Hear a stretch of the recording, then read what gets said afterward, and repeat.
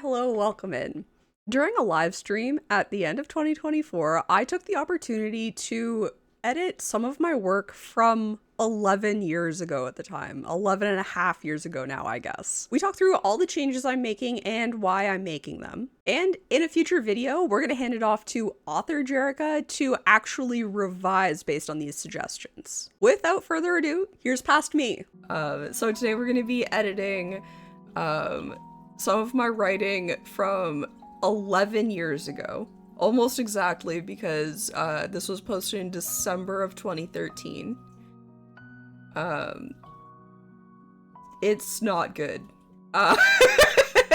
It's gonna have a lot of work, and I don't even know if like the bones are good enough to like write something good from it, but I think it will be a fun thing to kind of like practice editing. So we're gonna pretend that I'm not also the author, and we're gonna pretend as if somebody has given this to me to edit, and go through the editing process kind of like from that, rather than the editing process that like an author goes through like on their own work before they hand it off to somebody else. Let's pop over to this. So the way that I would usually like go about editing something is the first thing we're gonna do is we're just gonna read it. We're not gonna make any comments or suggestions on the manuscript. However, I will write down anything that really stands out to me just on a pad of paper.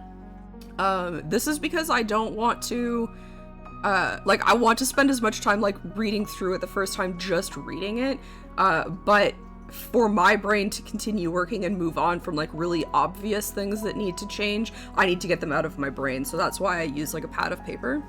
I do this for like my own writing. So that'll be like the first thing, and then we'll like go back through it. Ideally, we're going to make any notes about substantive editing first. So that's things that are a little bit more big picture, like the order of scenes and whether or not the POV and the tense are the right POV and tense for this, and just like does the story make sense overall, and then down to more like line by line edits, like this sentence is just like very poorly as for the title, thought editing my writing for 2013. We're going back in time. No, this is a piece from 2013, December 2013. It's from a prompt, and the prompt was just like a wedding cake in the middle of the road. And I already have like do you have a time machine? I wish, kind of, except I don't really. I don't know if having a time machine would actually do anything good for me. But yeah, so that's the plan. So get ready to hear some terrible 21-year-old chick writing. All right. And like it starts off bad. Like there's the first sentence and the second sentence, I'm already like, we need to change all of it. So smashed, streaked across the highway. Streaks of white and yellow, faded pink. Petals blow about on the growing wind. The first drops of rain begin to fall. The stain becomes smudged. It fades, it trickles, but the memory persists. The memory is permanent.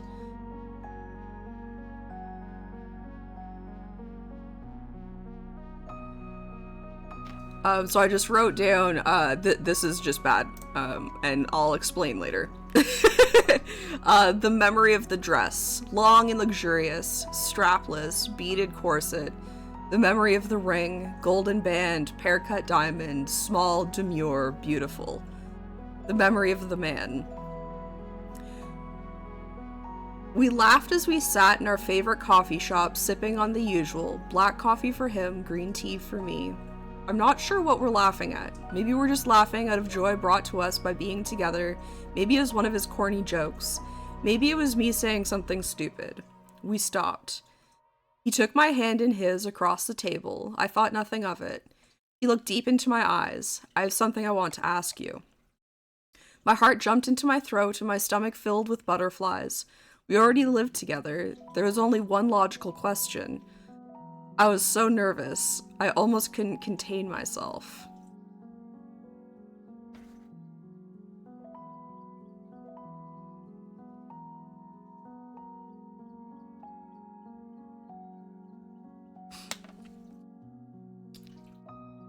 Stacy, he paused.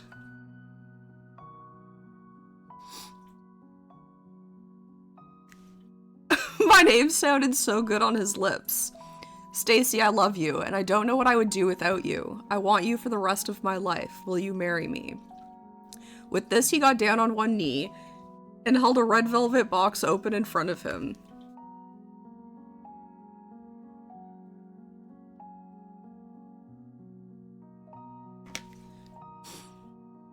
My hands went to my mouth. I was speechless, staring not at the golden diamond ring in front of me, but at the man behind the ring, deep into his beautiful green eyes. Yes, of course, tears sprang to my eyes. After slipping the ring over my finger, he stood and I jumped into his arms. He spun me around and kissed me. But it's only a memory now, slowly fading as my consciousness dims, my vision fades. I can see him lying not far from me. He's not moving. The red stain on the pavement grows and bleeds into the smashed cake. His eyes were never open. He never said a word. His chest wasn't moving. I tried with all of my might to move closer to him. I moved maybe an inch. I could just touch his hand. It was cold. The rain surged toward the ground now. Did I even read this before I posted it? I was cold and wet, but the pain was gone. In the distance, I could hear the sirens, but I was asleep before they reached us.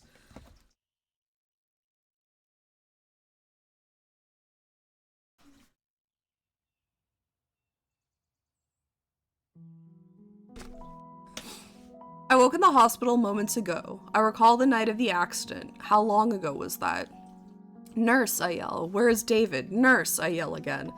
He has to be okay. Someone. Nurse. I'm frantic now.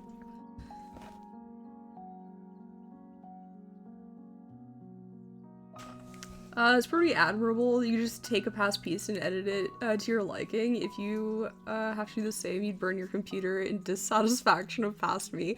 Oh, I am irate with myself right now. But I actually really like the editing process, and I've learned that, and I have so much distance, like 11 years of distance from this piece. I was not expecting it to be good. But I totally understand that. A lot of people struggle just with the editing process, especially of their own work, like pretty heavily. And yeah, like if you want to be a writer, you kind of just have to get over it. But I totally get it. I totally get it. This is a decadent part. Yeah. So on Blue Sky, like a couple of weeks ago, when I was first like thinking about doing this on stream, someone had posted, like I hate editing my own work, like I always feel like so stupid when I like catch the mistakes and stuff, and I was like, yeah, I plan on editing some of my work from like 10 years ago, so I'm actually like not worried about this. And they were like, good, I just have to wait 10 years to edit this then. And I'm like, well, that's not really what I meant, but it definitely helps to have this much. And I'm pretending that I didn't write this, even though I know I did, but I actually have like almost zero recollection of writing this. Like very close to zero recollection of writing this. So that also helps, because I find like if you're editing something that you wrote recently, like you can remember like your thought process going through it, and so that's when you kind of like miss a lot of those more substantive mistakes or issues, because you know what you were trying to write, so your brain fills in those missing pieces that another reader might not. Whereas like I'm reading this and I'm like, how did any of this make sense to me? And you'll see, like, after I go through, like, a couple of the notes I took, I don't know what's going on here. I'm frantic now. Finally, a nurse walks in. Hello, Stacy. She grinned insincerely?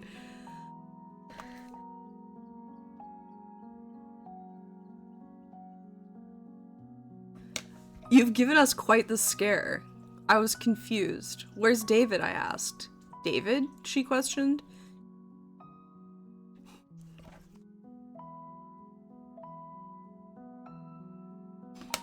Yes, my husband. We just got married. Her eyebrows drew together as if pained by some recollection.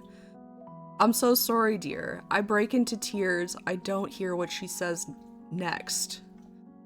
I finally calm down and she repeats the story for me. About 2 weeks ago, you and David were hit by a car leaving your reception.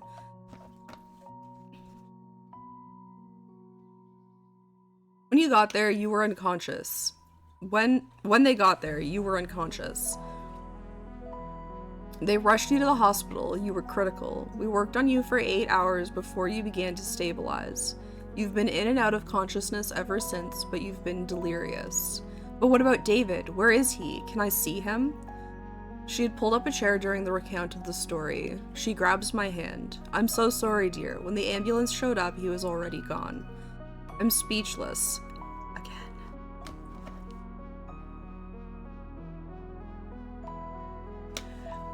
Tears fill my eyes. They pour out. They fall down my cheeks, but I make no sound and no expression. I was in shock.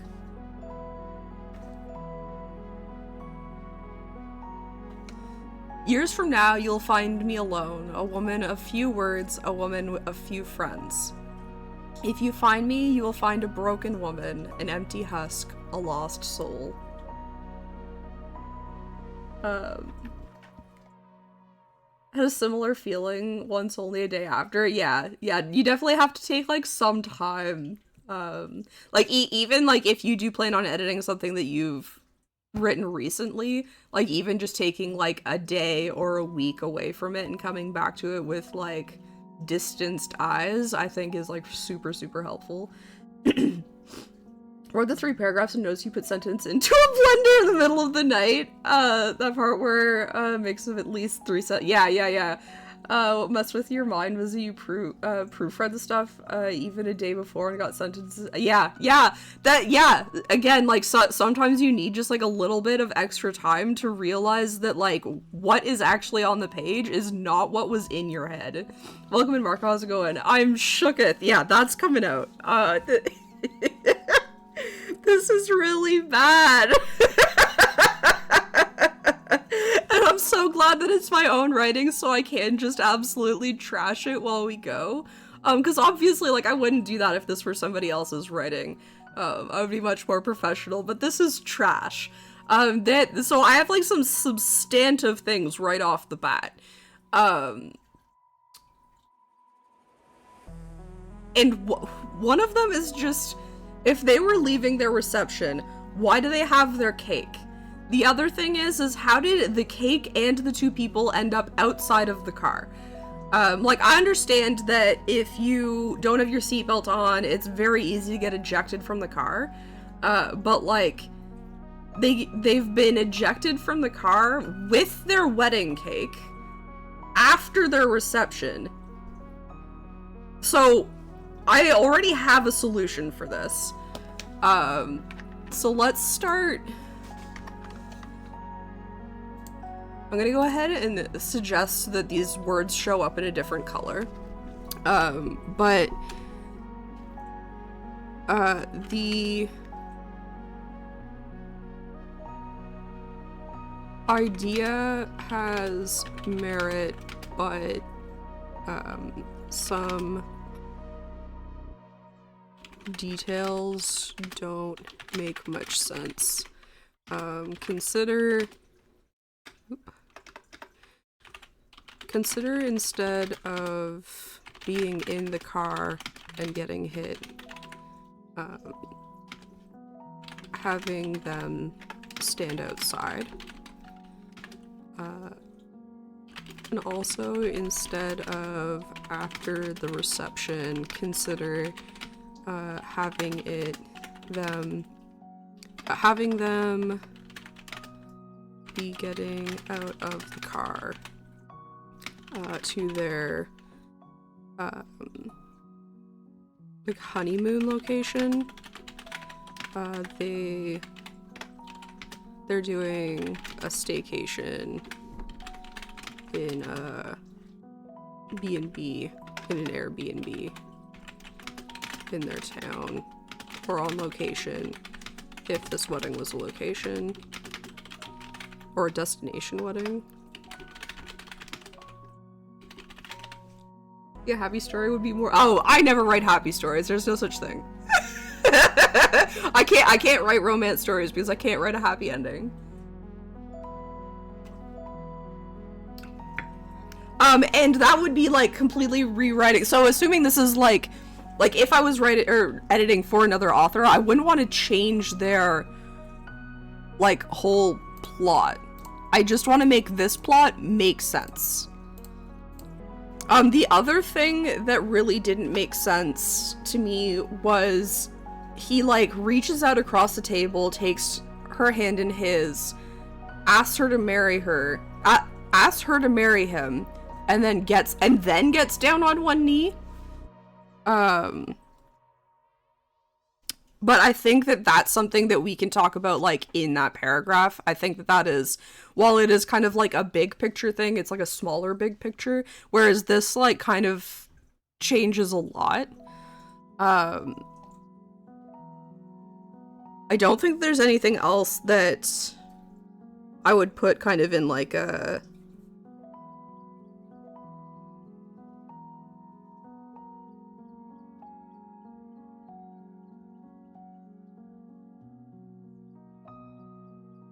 yeah.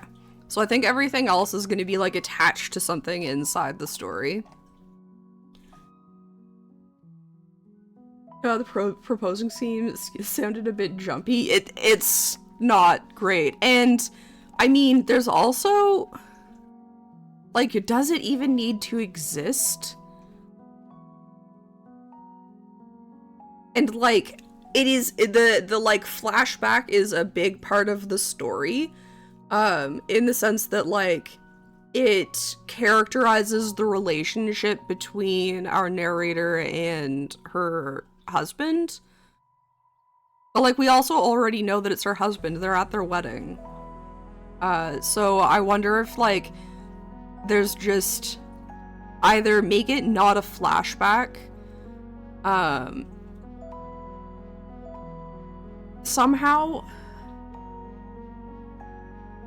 But then I feel like we kind of, like, lose... like, I feel like starting with the cake being smashed is important.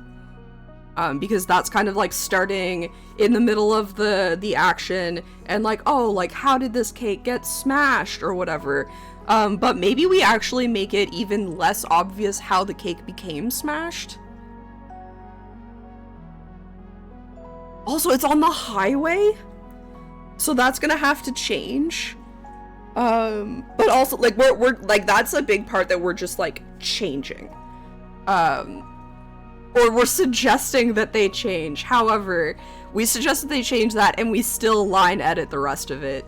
And if they choose to, like, do the whole thing over again, if they choose a rewrite from this, then perhaps they hire us again if we give them good feedback, right?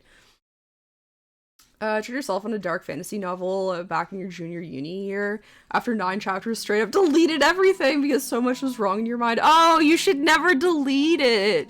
You can always go back and fix it. I mean, you can delete your stuff. I don't really care. Sometimes that's therapeutic for people. But I'm always sad when people choose to delete their work instead of, like, just, like, leaving it for a bit and coming back to it. Because it was clearly a story that, like, you wanted to tell, and you just needed some more time to figure out how to tell that story. But, I mean, also, like I said, sometimes, it's therapeutic to just delete your work, because I'm not a person who can, but, you can fix pacing! You can fix that! The fact that you knew that the problem was the pacing means that, like, you could have fixed it. I promise, you could have fixed it. Or you could have hired an editor to help you fix it. Hire an editor to help you fix it. Okay. So, the first thing that drives me nuts here, there's a few things wrong with just... and I hate to say this because, like, it's a style thing. But too many, like, fragments and, like, just, like, ungrammatical things together will make you look like you don't know what you're doing with grammar. Like, they have to be very purposeful, and media memory is too good. You're either still too familiar with what you wrote, or you've waited so long that it's too distant, your brain just doesn't even want to get into it anymore. Yeah, I mean, that's kind of where this was at, is that, like, I didn't really care to get into it, but I also think this is a really fun, like, activity to go back to your really old work. So it's not really about, like, making this piece, like, a piece that I'm proud of. It's about, like, practicing the editing part of things. So I totally get that. And this fulfills me in a different way than actually going back to something that I would want to, like, republish. And who knows, like, maybe this becomes something that's actually really good, or I, like, take this idea and completely rewrite it. But, like, a good perspective. Yeah. Okay, so, I mean, firstly, I hate that streaks is used 2 times. Streak, is used too quickly right after the other. Oop. Usually I would put some sort of suggestion here, but what I'm going to do instead is I'm going to have suggestions. It just won't be tied to that, because it's going to be tied to this entire kind of section. I don't hate this one if it's the only one that's here, the smashed, streaked across the highway, because it's like, what smashed? What streaked across the highway? Like, it's not a terrible hook. But then we continue to drag it out a little bit, and this was, like, a really weird choice to go to, like, streaks of white and yellow, comma, faded pink. And then also to suddenly bring in petals. Like, were there petals on the cake? Maybe, but are we also just talking about petals from flowers that were from the, like, wedding? Like, it's too muddy of a picture. I feel like we need to, like, get into the fact that, like, this is a cake. And also just, like, this sentence is bad. I don't feel like it would ever be, or it would very rarely be, a good choice to say streaks, or, like, something of something and something. Must have been during a cherry blossom viewing season. I mean, it could be. We do suggest that it could be a destination wedding. That way, going to, like, just, like, a house for your honeymoon kind of makes sense. To set up, like, where the accident actually takes place, which will not be on a highway. But that's neither here nor there right now, because we're going to assume, like, while as a writer we really want them to take the big picture suggestion, they might not.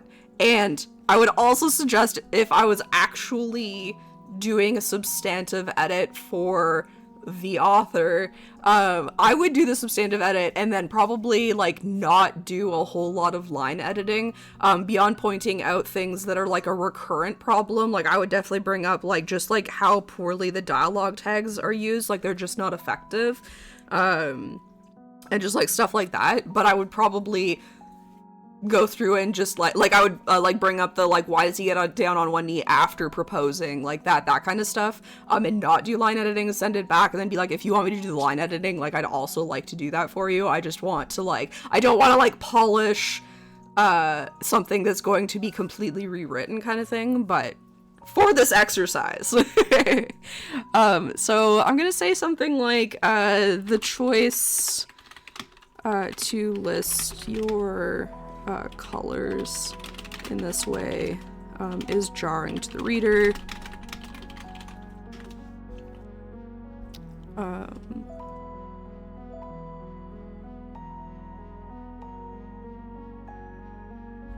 I would even say, like, consider switching where the and is, where pink is, or to be more purposeful in the ungrammatic listing just have no and then it would just read like streaks of white, yellow, faded pink.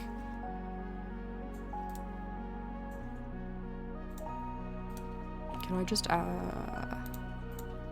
it doesn't let me do that over there, but maybe I can find a color or a thing over there to change it to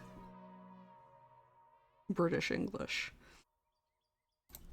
I'm also gonna make that comment where did these petals come from?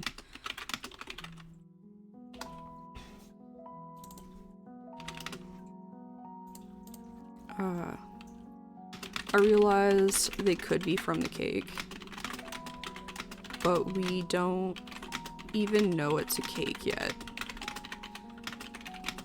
This muddies the description and drags on the reveal for too long.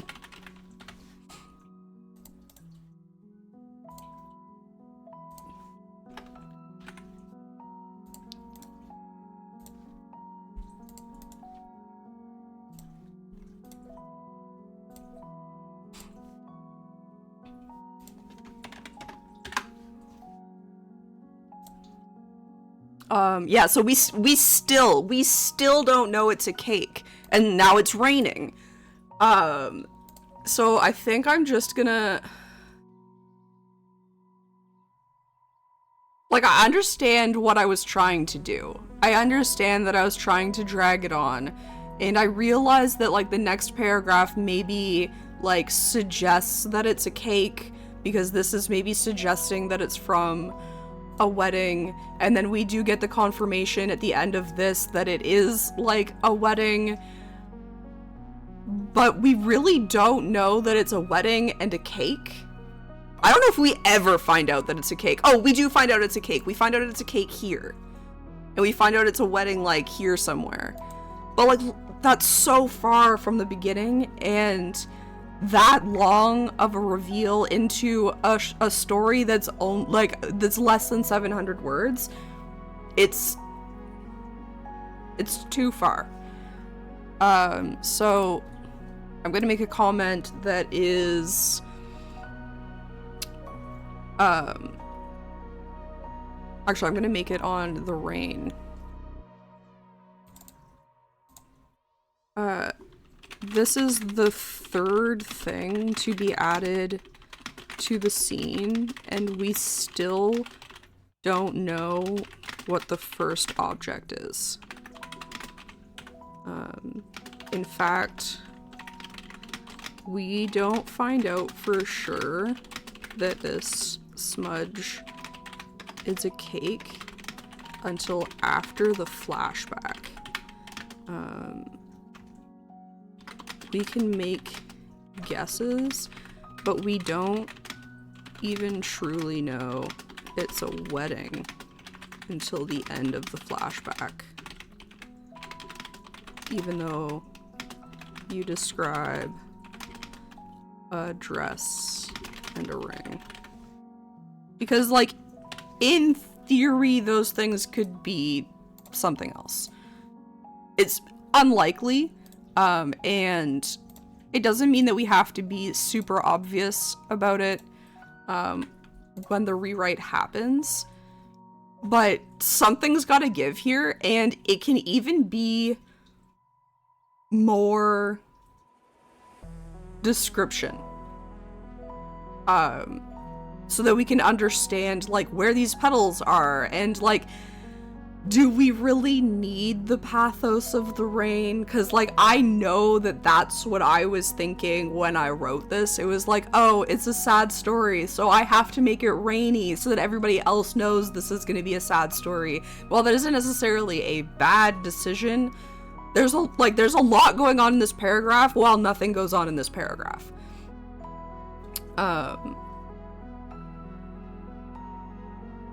Yeah.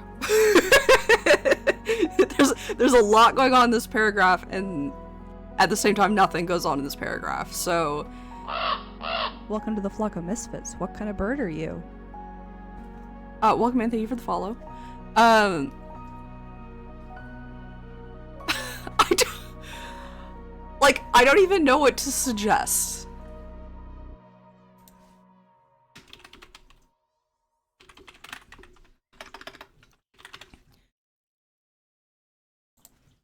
Oh my gosh, I can't spell apparently. This paragraph has both a lot and not nearly enough going on.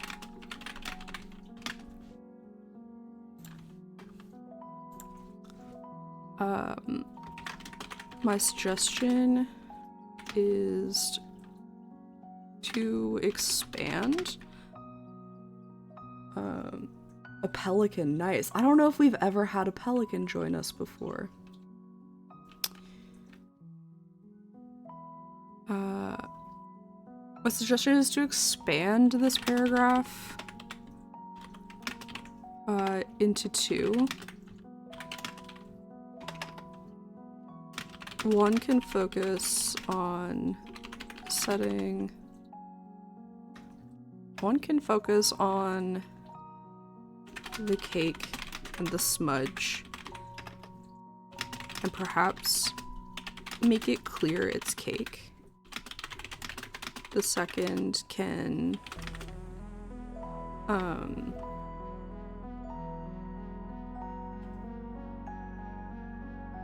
maybe focus on the weather, because clearly the weather is important to this author. Having the wind grow and then the rain start to drop, so maybe that's best moved to another paragraph. I am going to choose to make a good comment here and say, I like this as a hook. But what I'm just gonna say I like this as a hook. We don't need to put the but. We don't need to put the but.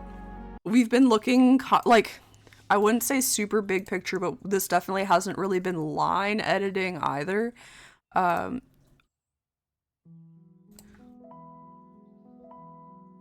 maybe we come back to do line editing. I'm not really sure. I mean, we did a little bit. Okay, well, we'll stick with doing some line editing. So, the first drops of rain fall. Nothing needs to begin to, nothing needs to start up, nothing needs to be noticed, nothing needs to be seen. The things, they just do. Things just are, things just do. And that way, like, if you do have to use, like, seem as a way to be, like, to, like, kind of, like, sow doubt in the fact that that thing actually happened, it actually means that. Instead of, like, because for whatever reason, it just, writers in general, not just me, not just the author, we hedge so much while we write, and there's just no reason. It's so much stronger to just say this thing happened, not it seemed to happen, not it began to happen, not it started to happen, it just happened. Now obviously there are always going to be exceptions to the rule, but it's generally a good idea to, like, if you see those phrases, to be like, does that really need to be there? Am I hedging for no reason? So just the first drops of rain fall. And, you could, I'm gonna say remove this, let the rain just fall.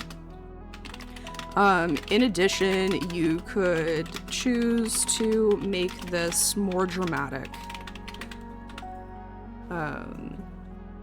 Because, again, like, it's clear that, I was trying to, like, drag this on and kind of, like, bury the lead as to what is smashed across the highway. And a better way to do that is to just, like, make the descriptions more dramatic. So, like, my suggestion could be something like, back to the begin to thing, it is especially unnecessary because it says the first drops of rain. So, like, that's already suggesting that it's the beginning of the rain. We really don't need it to begin to fall. Not to mention that just also doesn't make sense. Like, if we were, like, up in the clouds and it was beginning to fall, like, we would actually see the beginning of the falling. But we're on the ground. We're very on the ground. We are sprawled on the ground. So, like, we're catching, like, the end of it dropping, technically. That's, like, getting, like, really nitty-gritty with it, but, like, technically, it's not even the beginning of the fall, it's the end of the fall. So suggestion, like, I mean, we could, like, really switch this up, and be something like, as the first drops of rain,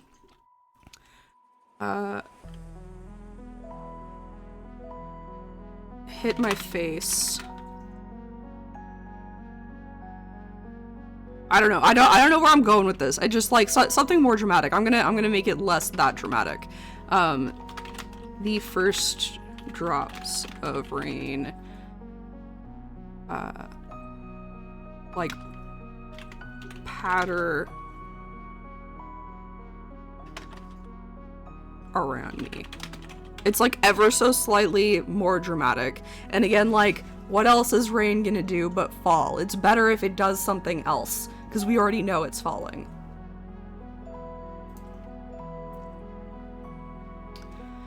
The stain smudges. It just smudges. It doesn't need to become smudged. It just smudges. That's literally the same thing as the begins to fall. So the stain smudges, it fades, it trickles away. But the memory persists, and this is where the writer knows that we're about to jump into the past and then jump really far into the future. The author knows this. The reader does not know this. So, as nice as this feels, to have the stain trickle away while the memory persists, it doesn't actually make any sense.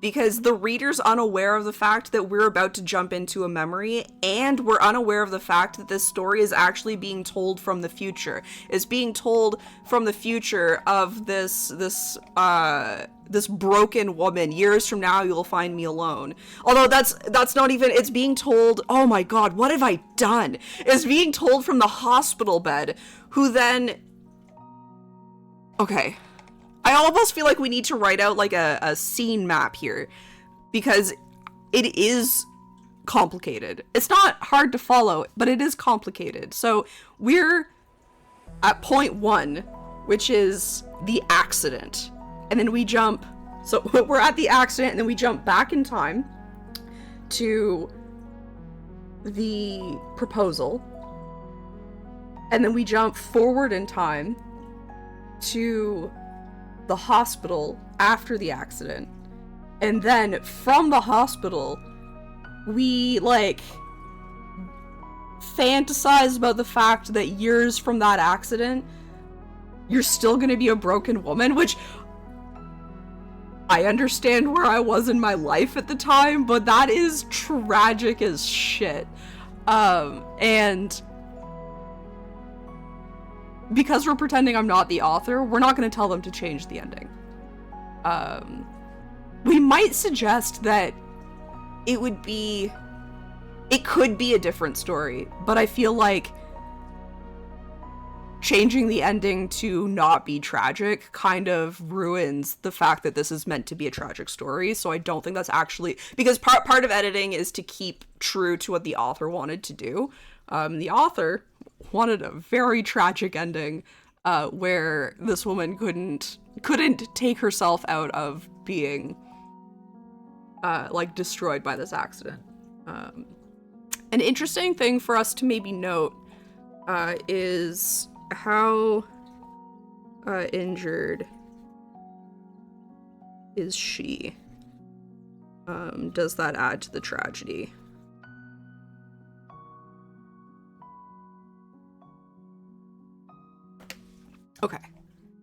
we haven't made it past the first paragraph. This might have to continue in in another stream. I was planning on doing like the editing and then like the author got back the notes of the editor, but I think the editor might need 2 streams. So I'm gonna highlight the memory part. Well, you, the author, are aware that this is a story told from 3 time perspectives. The reader doesn't know this. If we jumped into a memory right after this, it might be okay, but we continue the dragging on of the reveal. You could consider switching up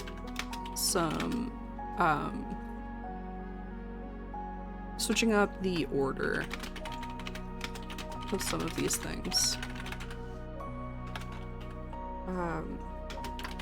Later on, if you move the flashback up, you could add in another scene of the ambulance showing up to the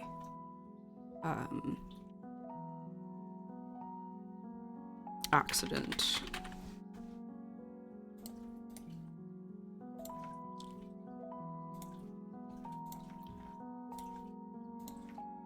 If we jumped into... yeah. Also, like, it fades, it trickles away. Don't really need both of these. But poetic license. Meaning, like, it's probably stronger if you only use one, but I also understand the wanting... oh my gosh. Not... how did you get lumina... why can't I spell license? It's one of those words. License, necessary, I always spell them wrong. No, there's another C in there, right? There's a C right there? No. How do you spell fucking license? Is that not how I had it spelled?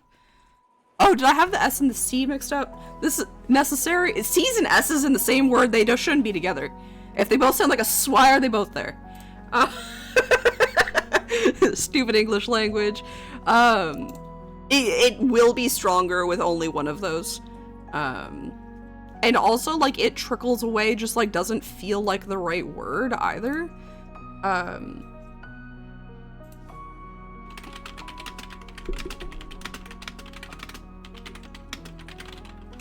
Consider, like, runs instead.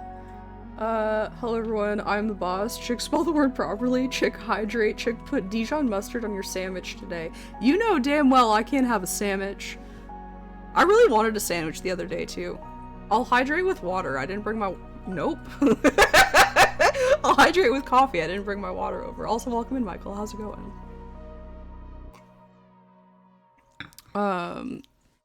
I really don't want to suggest streaks because we have streak twice already, but we'll let the author play around with whether or not they want to, like, where they want to use the word streak. Whoa! How rude! I'm pretty sure I'm the boss. Oh man, okay. Runs, streaks, like, I think fades is maybe the better one to keep. I mean, like, dissipates, but, like, that doesn't feel like the tone is right. But these are all things more to, like, get the author's mind, like, thinking about other words, even if our words aren't the right words. Okay, so we get into another one of these, like, long, just, like, string of fragments. And I think we can just do better.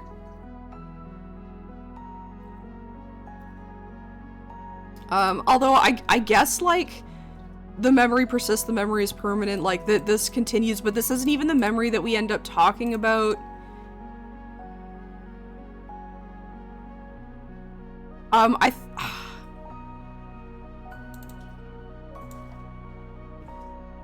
This string of adjective fragments, doesn't flow nicely. We want the reader to stay in the story, and the staccato flow doesn't help that here.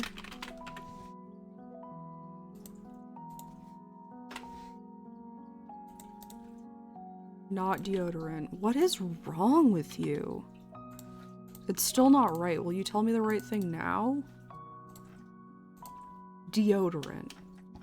Albert is a hero and the best filmmaker of all time.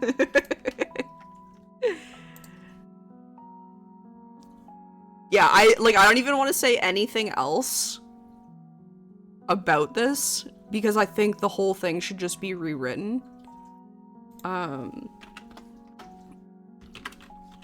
I'd suggest rewriting this paragraph / moving this paragraph to higher. And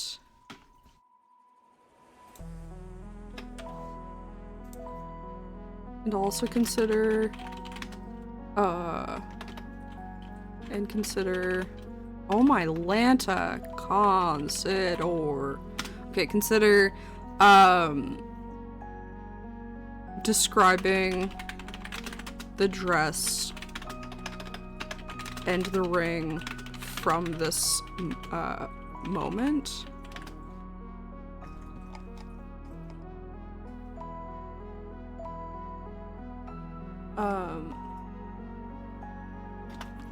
We could even wait to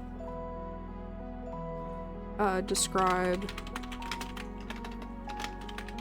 the ring until you describe the main character reaching out to her husband.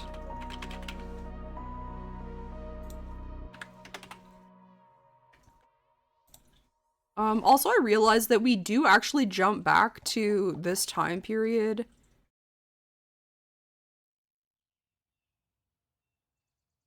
So it actually goes like accident, flashback, accident, time passes, and then we fantasize about the future. And by fantasize, I don't really mean like think about it glowingly or anything. What's the idea to make some of your players stumble through old drafts of your stories so you have a world ready for exploration? And that's a really interesting idea. Also, just no. We don't need an ellipse there. I don't know. I just put a period. Especially with like all of this other like, yeah, just no. Also, I find it so funny that I use demure. Okay. So we're moving from present accident to flashback in coffee shop. Okay. We laughed as we sat in our favorite coffee shop, sipping on the usual black coffee for him, green tea for me. Sure, like it's maybe characterization, like it's fine. I'm not sure what we were laughing at. Maybe we were just laughing out of joy brought to us by being together. Maybe it was one of his corny jokes. Maybe it was something, maybe it was me saying something stupid. Again, this bothers me just because, like, I don't know, it's just like kind of like shitting on our main character. But characterization of our character, actually I think it's good, because I think this kind of sets us up to like have that very tragic ending of assuming that in the future we're not gonna like get over the tragedy.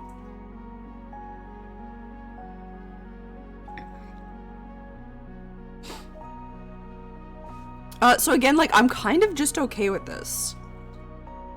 I'm not sure what we were laughing at. We were just laughing out of joy. See, I feel like this is maybe too long. And I feel like maybe I just needed a third thing to be laughing. I think this first list item is the weakest of them all. I like the characterization that the other two bring, both for the characters themselves and for their relationship. I think this item is trying to characterize the relationship on its own. I just don't think it's the most effective. But if we're gonna say something like that, we really do have to have some sort of suggestion. And I do think a list isn't a list unless it has three, so we're going to come up with a third one. And maybe try to think of a way to kind of say the same thing.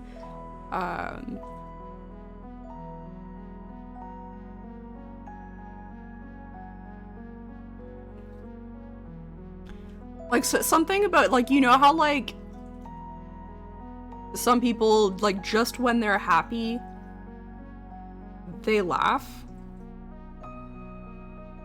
What if it was, maybe, well, I'm gonna get rid of just. Maybe we were laughing because of the way our eyes met.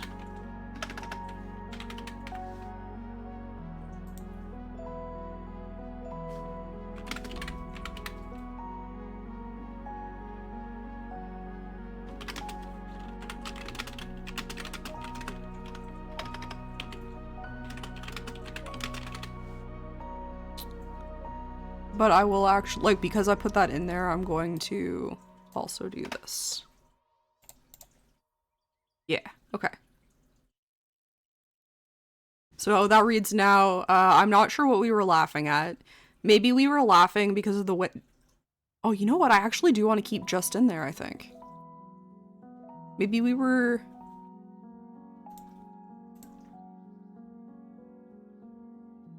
Yeah, I think that needs to stay. Maybe we were just laughing because of the way our eyes met. Maybe it was one of his corny corny jokes. Or maybe it was me saying something stupid. We stopped. I don't think we need to mention that they stop laughing. I think that will be clear that, like, the conversation's moving on. Because I think if we say we stopped, it's almost like it's being interrupted. Choking on corn, it could happen. It could happen. Like, to me, like, if, like, they're like laughing and, like, it's unclear to us why they're laughing, and then, like, we stopped, like, to me that's like, ha! Not like it, like, dying off the way that it naturally would. I think we could just new paragraph here, because I think that, especially because we don't have that we stop now, they're not really, like, together. Like, they're not really meant to be part of the same paragraph, which also then leads me to think that this paragraph could probably be expanded upon, or maybe even attached to this paragraph. We'll see, like, when we get there. He took my hand in his across the table. What is this suggesting? No. I don't think that this sentence is actually wrong.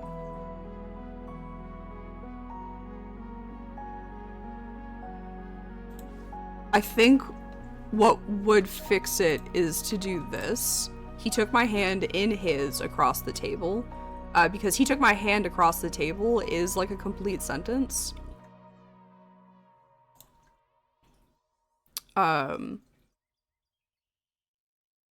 It might also just be better to say, like, he took my hand from across the table. Again, while I don't think it's necessary that we tell them that they're sitting across from each other, like, it's not necessary that we tell the reader that they're sitting across from each other, especially since, like, we've already, like, been watching them. I think just, like, he took my hand across the table, like, that doesn't sound quite right, and, like, I agree, but I don't think that in his... I mean, we could also just fix this by saying... Oops. By saying, he took my hand in his hand from across the table.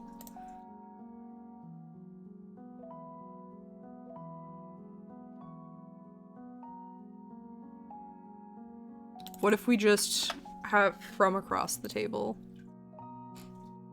Because, like, we can drop his hand because we can assume that we're also talking about a hand. That's, like, grammatically fine, I think, dropping that. Yeah, so I'm gonna leave he took my hand in his from across the table. Consider instead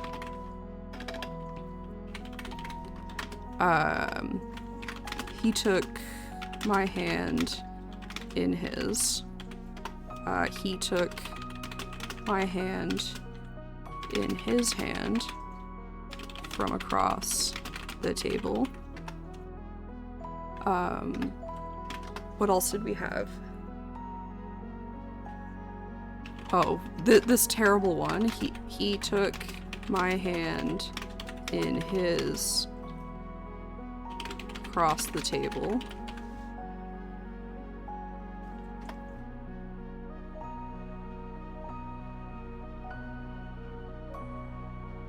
Yeah. I mean, again, like, the author can decide from here, like, which direction they want to go. But without any punctuation, he took my hand in his across the table is definitely not quite right. I thought nothing of it, which I think goes to characterize the relationship. I don't think that that's terrible. It shows that, like, this is, like, an action that he regularly does, which is kind of just, like, a sweet, like, regularly, like, reaches across the table, takes her hand. I think that's good. You look deep into my eyes. I have something I want to ask you.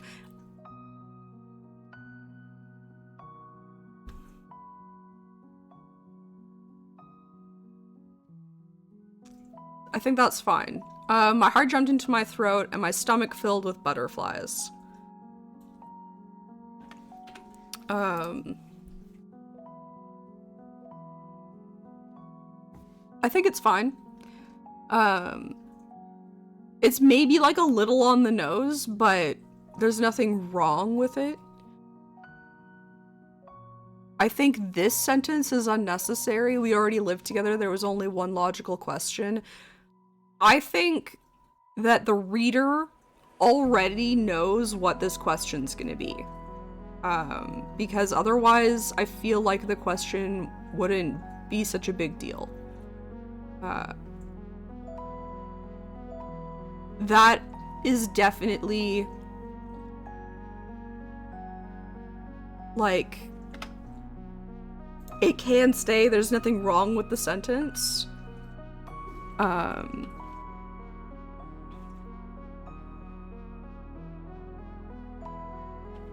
I don't think this piece of information is necessary. I think by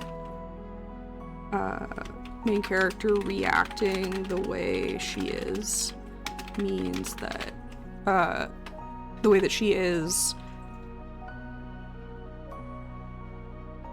gives importance to the question no matter what, and most readers we'll assume it's marriage. If it were instead a question of moving in together, I think that would actually make more sense to set it up to be that question. But even then, I don't think setting that up is necessary. I just think readers are smart enough to understand that this is probably the question, and if it's not, they're not going to be betrayed by not knowing that this is the question. Also, I was nervous.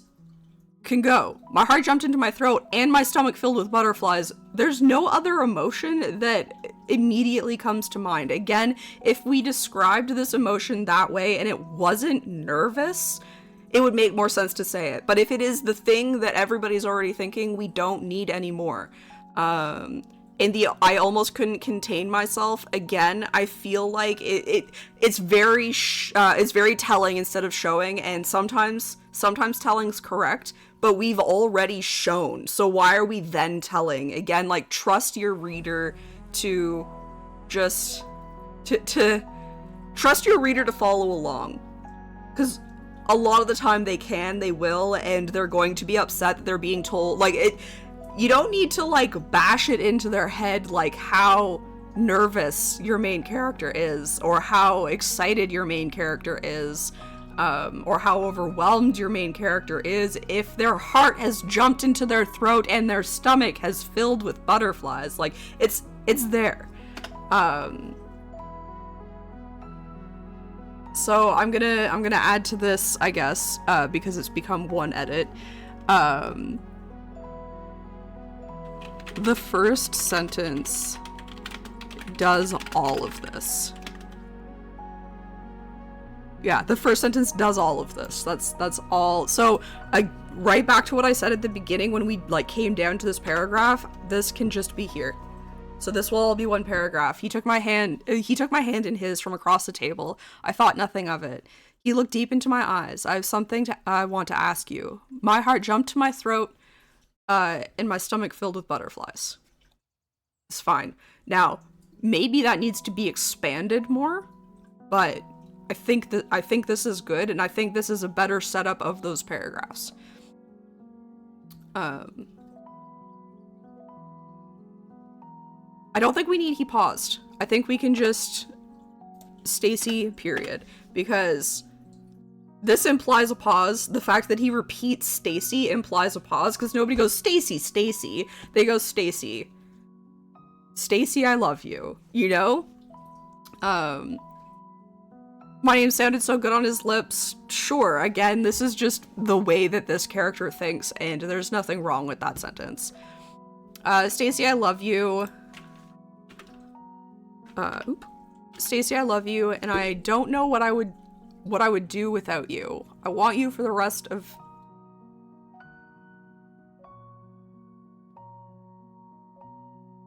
I didn't even catch this on the first read through. I want you for the rest of your life.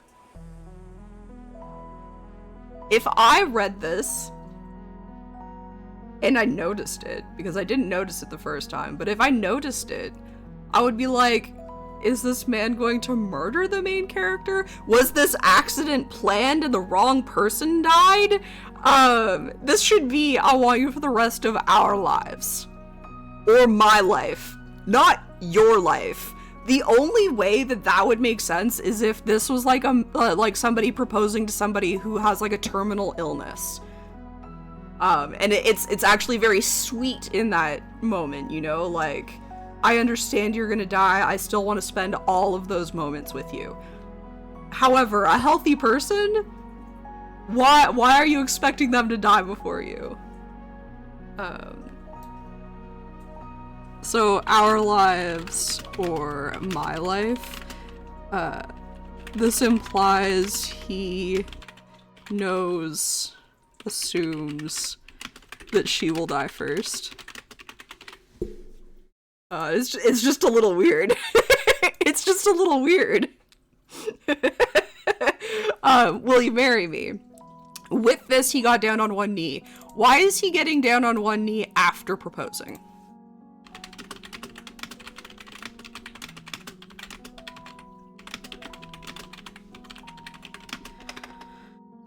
I would suggest moving this description to where he says this Stacy. Perhaps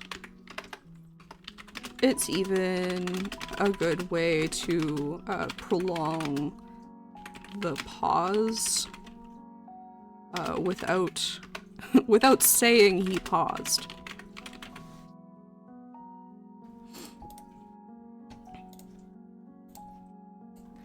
Okay, how many words are we at here? Oh, I guess I've added words. That's not gonna work. Sorry, I just want to see 1, 2. Okay, let's finish this page and then we'll play a game, I think.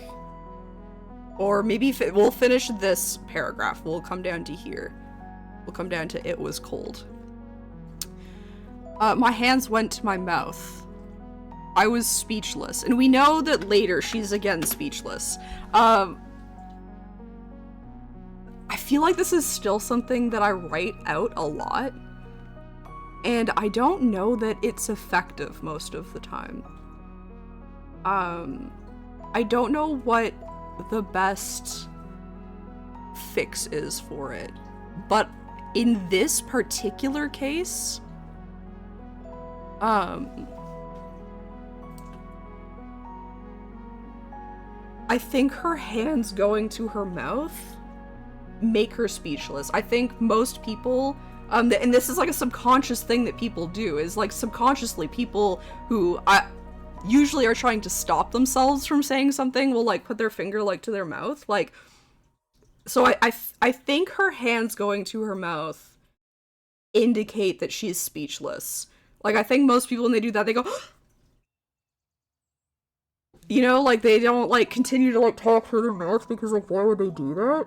I just realized that my captions haven't been going this entire time.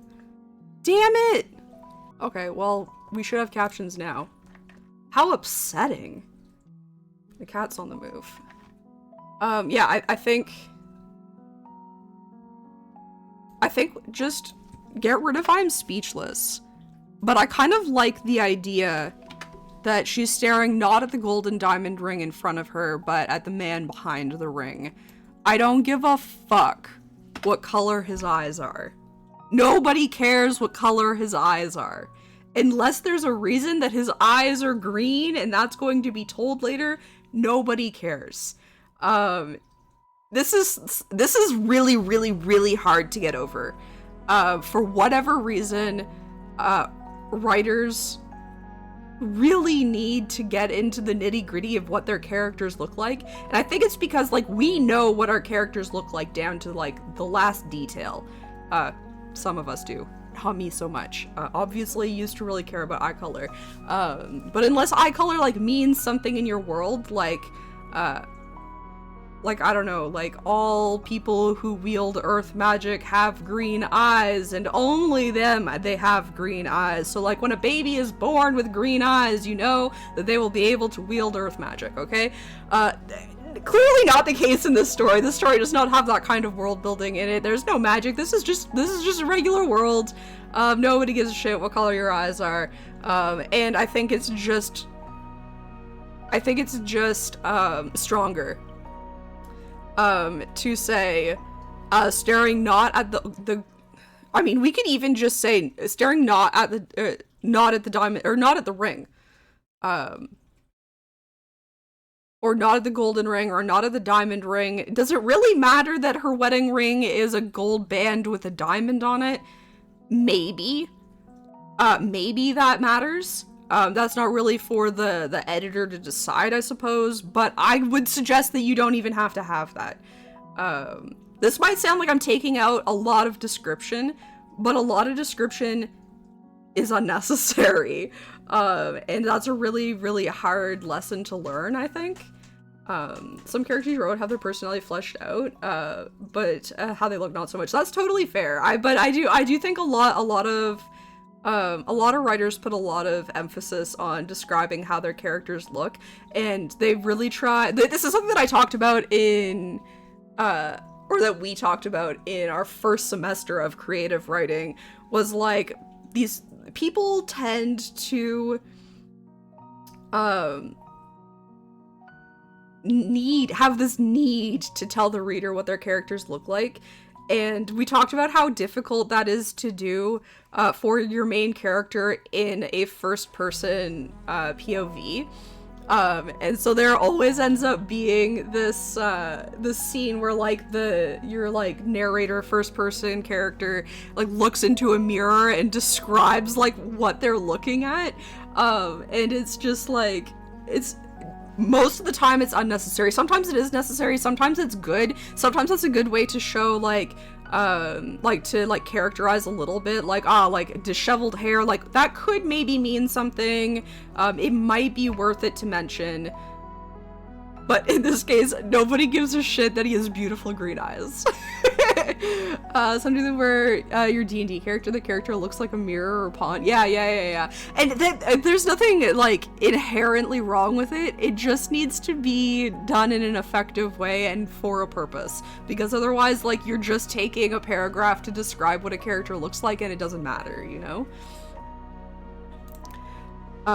Okay. So this now reads, staring not at the... I'm going to make a comment. I'm not actually going to take it out. I'm going to say, consider dropping one or both of these adjectives. Again, it's a wedding ring. People, like, I think it's because I don't think it really matters what the ring looks like. And we've already actually really described the ring before. It's kind of like in horror, where you don't describe the big scary thing, at least for a very long time, because it is far scarier whatever the reader's brain puts in their mind. Once it's actually revealed, it's suddenly slightly less scary unless it happens to be the scariest thing for that reader. And for this ring, I think it's better to let the person picture whatever ring they think is the most beautiful, simply because the ring doesn't matter. If it was really important that it was a diamond ring, or that it was an aquamarine ring, or something like out of the ordinary, I think it would be worth it to put it in. So while I don't think it's harming the sentence or the story, I think it's actually just better to let the reader picture a beautiful ring. Like, picture, like, their ideal ring, you know? I found it interesting that you mention it when the character doesn't exist in the story long enough and to be remembered for their looks. Oh, true. Big arms, tail with jagged thorns, moved around the corner. At least you knew it had feet and a tail. Yeah, and little things like that is fine, I think, also. Like, nods to what it might look like. That way, nods to what it might look like, I think are good. Like, something that tells us, like, how big the big, like, bad thing is, or, the fact that it has fur, or something like that. I think that's fine, because then, when it's finally revealed, the thing in the reader's head will at least have some of the same traits, instead of being, like, completely wild and they feel like they've been lied to. But to describe the whole thing is bad, I think, in most cases. Until the end, maybe. And even then, sometimes at the end, you still don't get a description of what the big evil thing is.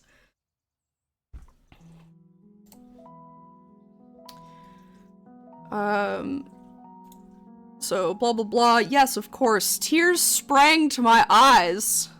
I don't know that that's really necessary, but this should be a capital.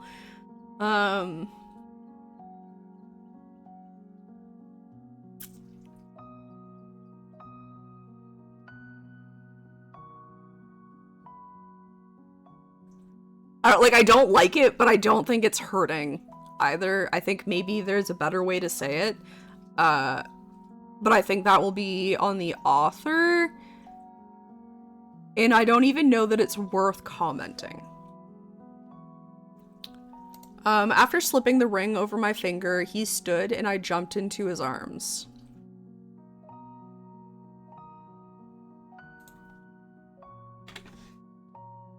He spun me around and kissed me. So there's nothing wrong here. I would suggest maybe trying to switch up the construction of one of these sentences, just because it's kind of like the same construction back to back, and it is a lot of just like telling of actions. So consider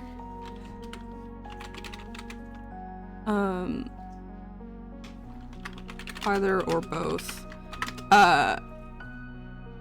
adding some description between this and the last sentence.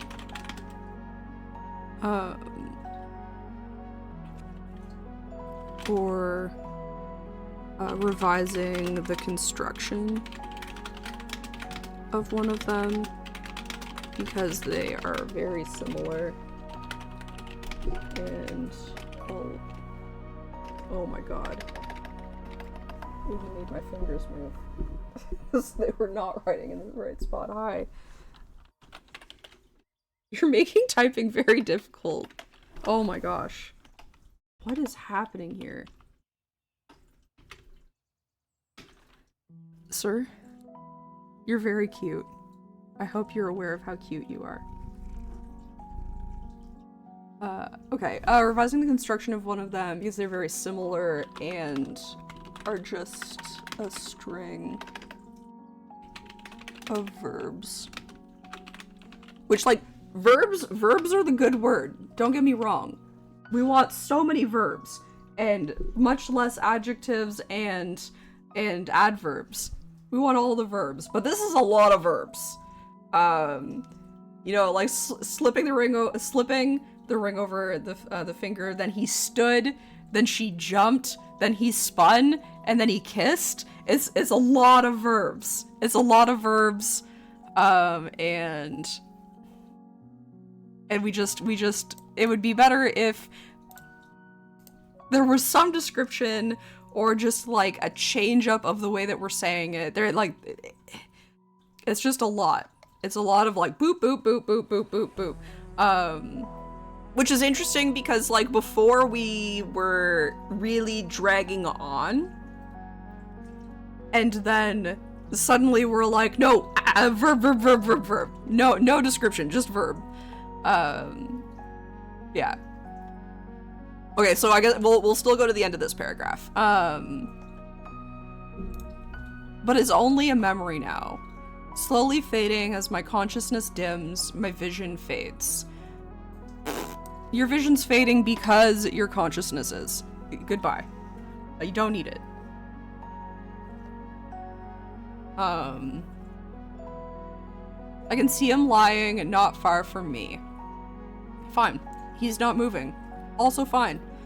The red stain on the pavement grows and bleeds into the smashed cake. Hey, look, we finally know it's a cake. I think this is great. I think this is like very dramatic. And yeah, I don't know. I think this is just fine. His eyes were never open. He never said a word. I also think this is fine. We are coming into the next sentence. It's maybe too much.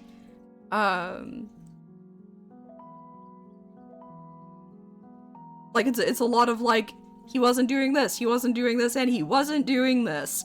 I think this is something deeply ingrained inside of me, that everything is threes. All of my lists are threes, like, and it is like a good rule of thumb to follow. I just don't think we need this, or we need to like move it. Like, it could be like, his eyes were never open, he never said a word. I tried with all of my might to move closer to him. His chest wasn't moving. I moved maybe an inch. Like that's like not perfect, but to split it up with something that I've done, that our main character, our narrator, has done, and then throwing it back to like them like checking in on him again, like as they're trying to move, like she looks up and sees his chest isn't moving. I think that's better. So let's say something like This is getting long in the tooth. Consider... Oh my gosh, Iggy, you're making typing so difficult. No, please don't do that.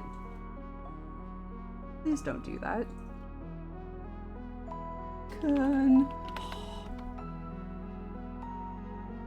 I can't tell where my fingers are. What the heck? Get out of here. I still didn't spell it right, but that's okay. Consider removing or moving this sentence. It's a lot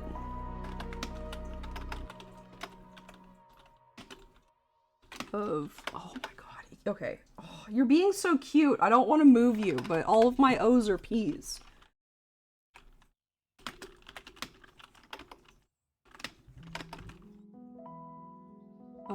It's a lot of he.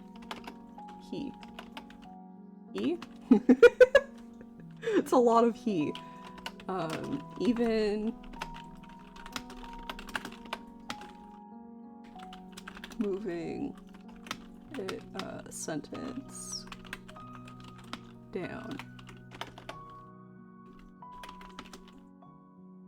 feels better.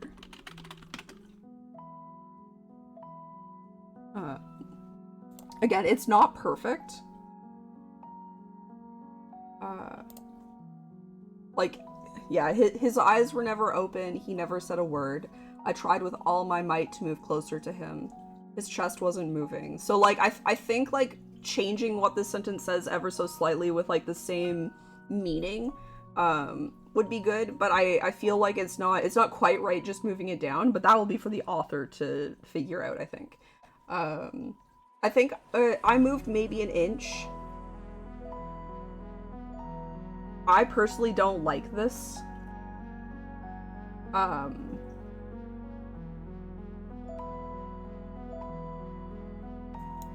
don't think we need to get rid of it. I just think moved maybe an inch isn't the best way to describe it. Like, I think it's better to talk about how she's moving in such a way that it shows that she isn't moving much.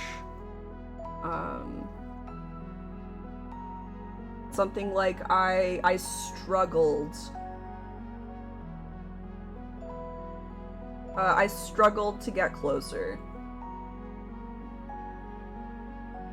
I mean, but that's already said. Like, I tried with all my might to move closer to him.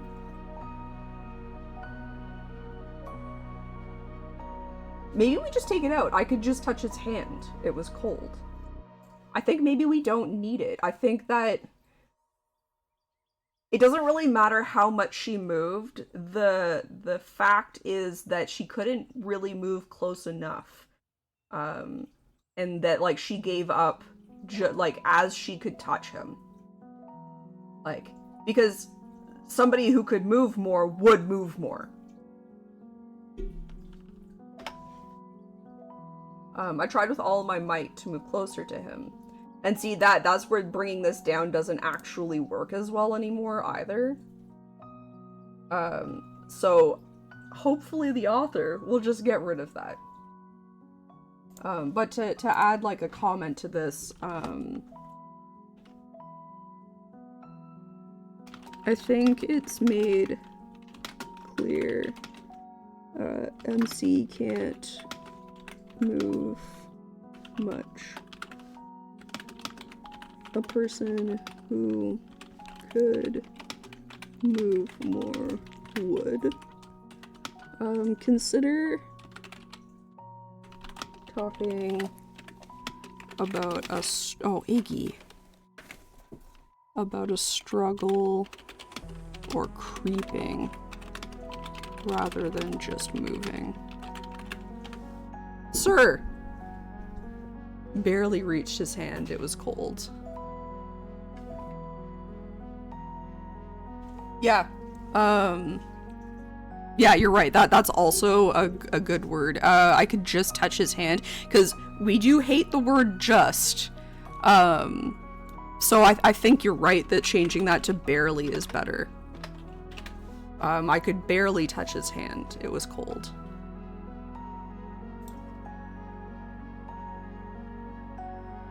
Yeah, okay. We'll do the other half on Friday, I think. Again, I was gonna be the author on Friday, but I guess we'll continue being the editor on Friday.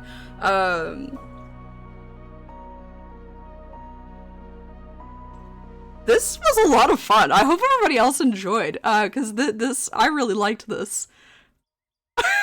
I think, like, I already really like the, like, editing somebody's work, and this feels like somebody else's work, because, like I said, is 11 years, I wrote this 11 years ago, and being able to talk about it and rant about the absolute terribleness that I did was a lot of fun.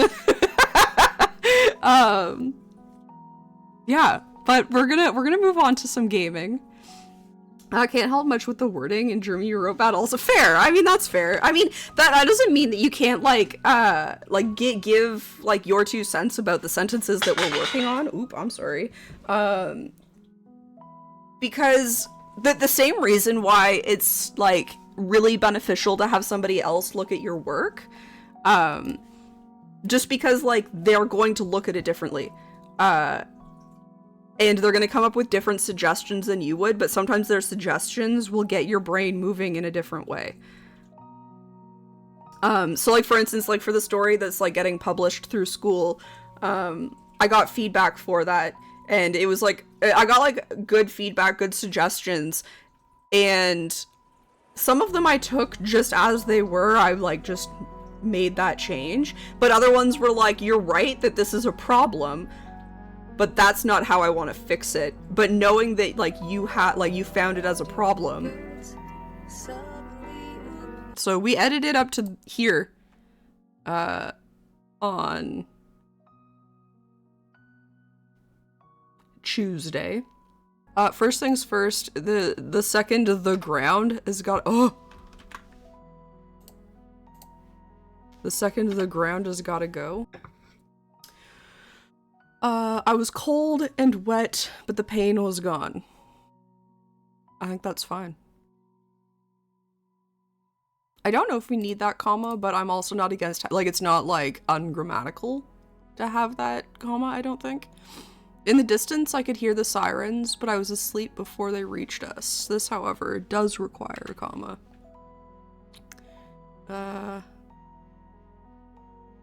And then I think, like, this is another one of those, like, technically a comma should go there, but I think it's fine to not have it. If you're, like, being, like, very grammar, like, it has to be perfect about it, I'm pretty sure a comma goes there. I'd literally have to look it up because commas are a weird thing to me. For some reason, like, I know the rules of commas, but once I'm actually putting them into practice, I just confuse myself, and I have, like, a full lack of confidence around commas. And also, I believe that commas both erase themselves and type themselves in. I think they are a living, breathing piece of punctuation, and we have no control over them. I woke in the hospital moments ago. I hate this sentence. This sentence is bad, in my opinion. I would much prefer it. So this is another, like, telling instead of showing.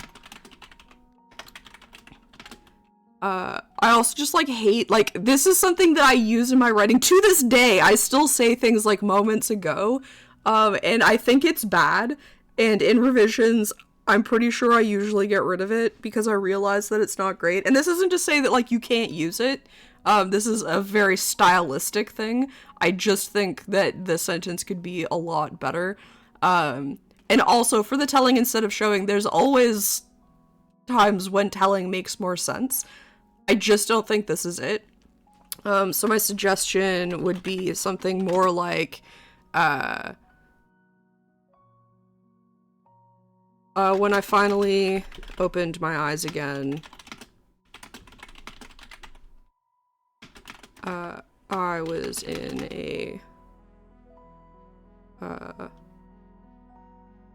like in a dark, white room. The next sentence is like equally as bad, I think.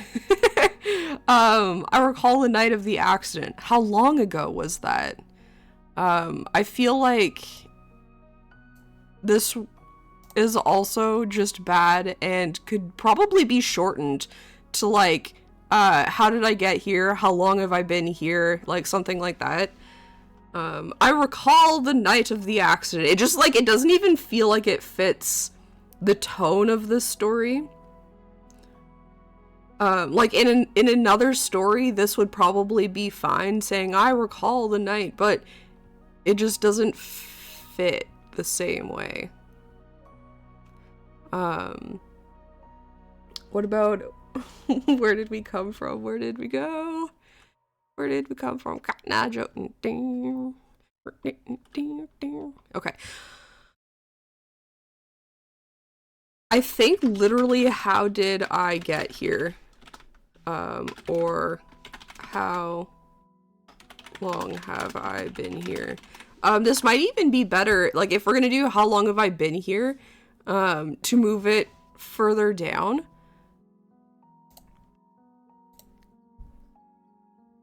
I also think it's worth mentioning that someone who has been in and out of consciousness for, I think it's like 2 weeks or something.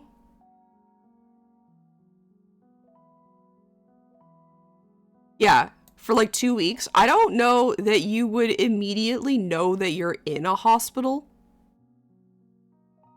So that might be more like of a, like, structural, substantive comment. Like, would this person even know to call out nurse right away? Especially since, like, we're taking, or we're suggesting that we take away the idea that they awoke in a hospital. Because again, like, if this is the first time that they're really coming to consciousness, after 2 weeks, like, their brain is not going to be fully turned on. Like, I don't know that they'll realize that they're in a hospital. I don't know that they'll know to call for the nurse. What they will know is that, like, they're in a sterile room. It'll smell sterile, it'll look sterile, like, it'll be very white, maybe, like, beige or something, maybe a pop of color with the curtains, but it's gonna be, like, a pretty plain room. And I feel like, at the very least, this first thing should just be, like, help. So I'm gonna highlight this. Would she know that she's in a hospital? We have context clues. But that doesn't mean... Oh my gosh. That her brain, which has been asleep for 2 weeks, would have the power to realize that. Like, that being said, I don't think it's wrong. Brains are mysterious. But something to think about. Maybe this first nurse should just be help. Or maybe even David. Because we see her, like, immediately think about David next. So it's quite possible that she would, like, wake up in her bed and be like, David? Rather than nurse! I just think that might make more sense. And kind of, like, with the writing, like, have her slowly waking up out of this, like, not quite a coma state. Because, like, it does say later, like, she wakes up, that she's been, like, waking up, but when she does wake up, she's, like, delirious, so, like, she's not, like, fully coming to kind of thing. This seems to be the first time that she, like, fully wakes up, and that her body has healed enough to fully wake up.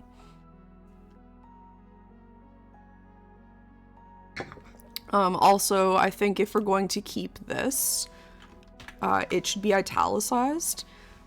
Suggesting to italicize here, because it appears to be an internal thought. I assume that's what I was going for there. What the author was going for there. So then nurse, I yell again. Again, like, the author will know if that needs to change, so I'm not even gonna bother flagging it. He has to be okay, so again, this should be italicized. And I'm just gonna write C above. Someone nurse. This almost feels like it should be the first one. Like, you're already calling for a nurse, but I guess, like, maybe it's trying to show, like, the desperation of, like, damn, if anybody could come into this room right now, that would be great.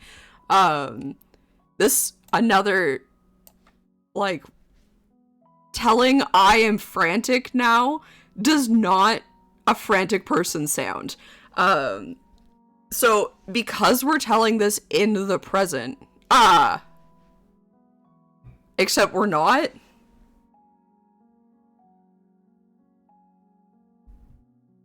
Oh no, we've done the thing. Okay, so that's gonna be like a whole revision, and that might just be like a substantive comment at the top that just says check tenses. Because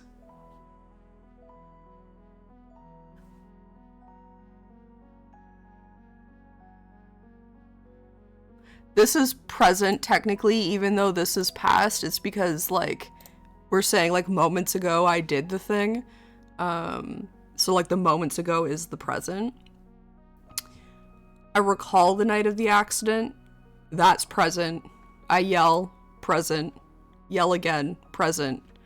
I'm frantic now. Present.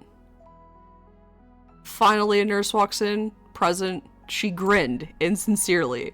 Suddenly we're in the past. And this happens to writers all of the time. And it is something that it's something that regularly needs to be checked. Sometimes a switch in tense makes sense. This is not a case of that. So I'm just gonna make a comment. I'm gonna make a comment, like, on this quotation, just so that I don't, like, ruin the rest of it for, like, making comments, especially since we're still up a couple of sentences. Just check tenses. Okay, so someone, nurse, sure. Again, depending on whether or not the author decides to change this, I'm going to. This may get changed, but until that change is made, this is fine. The I am frantic now. Bad. It's so bad. Another telling, we'll just say telling, not showing, especially because this is first person. We should be feeling the franticness rather than being told about it. Especially since this is first person present. We should be feeling, I'm leaving franticness, fine. You want me to fix it? I'll put a hyphen. It still does, oh, I mean, it does say, oh no, that's how you spell that. So I mean, it's not a word, but it's a word. I don't mean fractiousness. I don't even know what that means.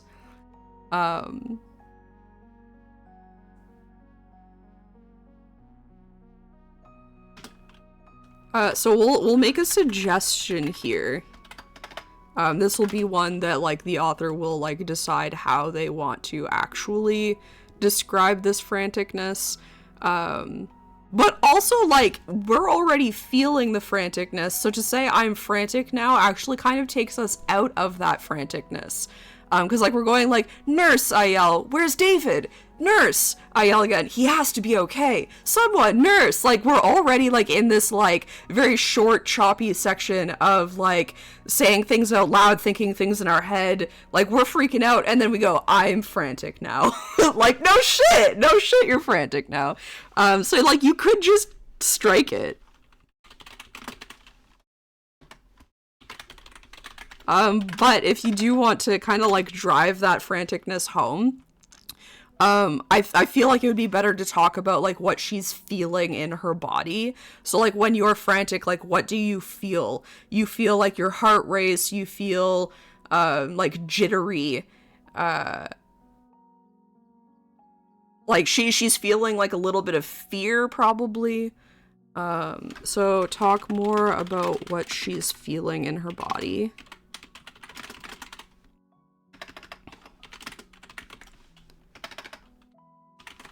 Consider, like, jitters, vibration, heart palpitation,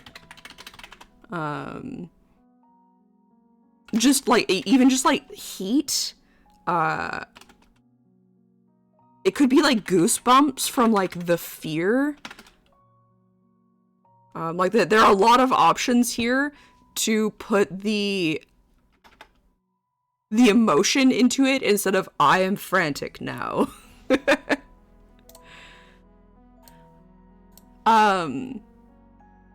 Finally a nurse walks in, is, like, fine.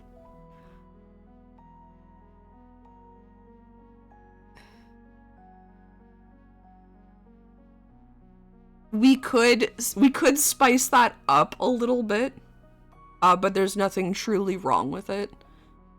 We could choose to describe the nurse.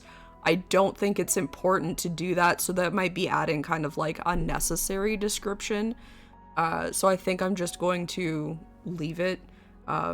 If the author chooses to do something with that because of the way that they're, like, doing their revisions, then all the power to them, kind of thing.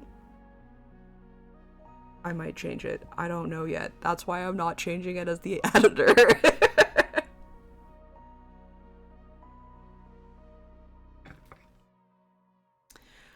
So hello, Stacy. She grinned insincerely. So when I was first reading through this, like, was super, super jarring to me. Firstly, I don't understand why she would grin insincerely. Like, what did I mean by this? Like, was it, like... Is it meant to be like she's, like, forcing a grin because, like, she knows that main character's, like, in pain? Like, is it like a forced grin of, like, oh my god, I'm so sorry, but I'm trying to put you at ease?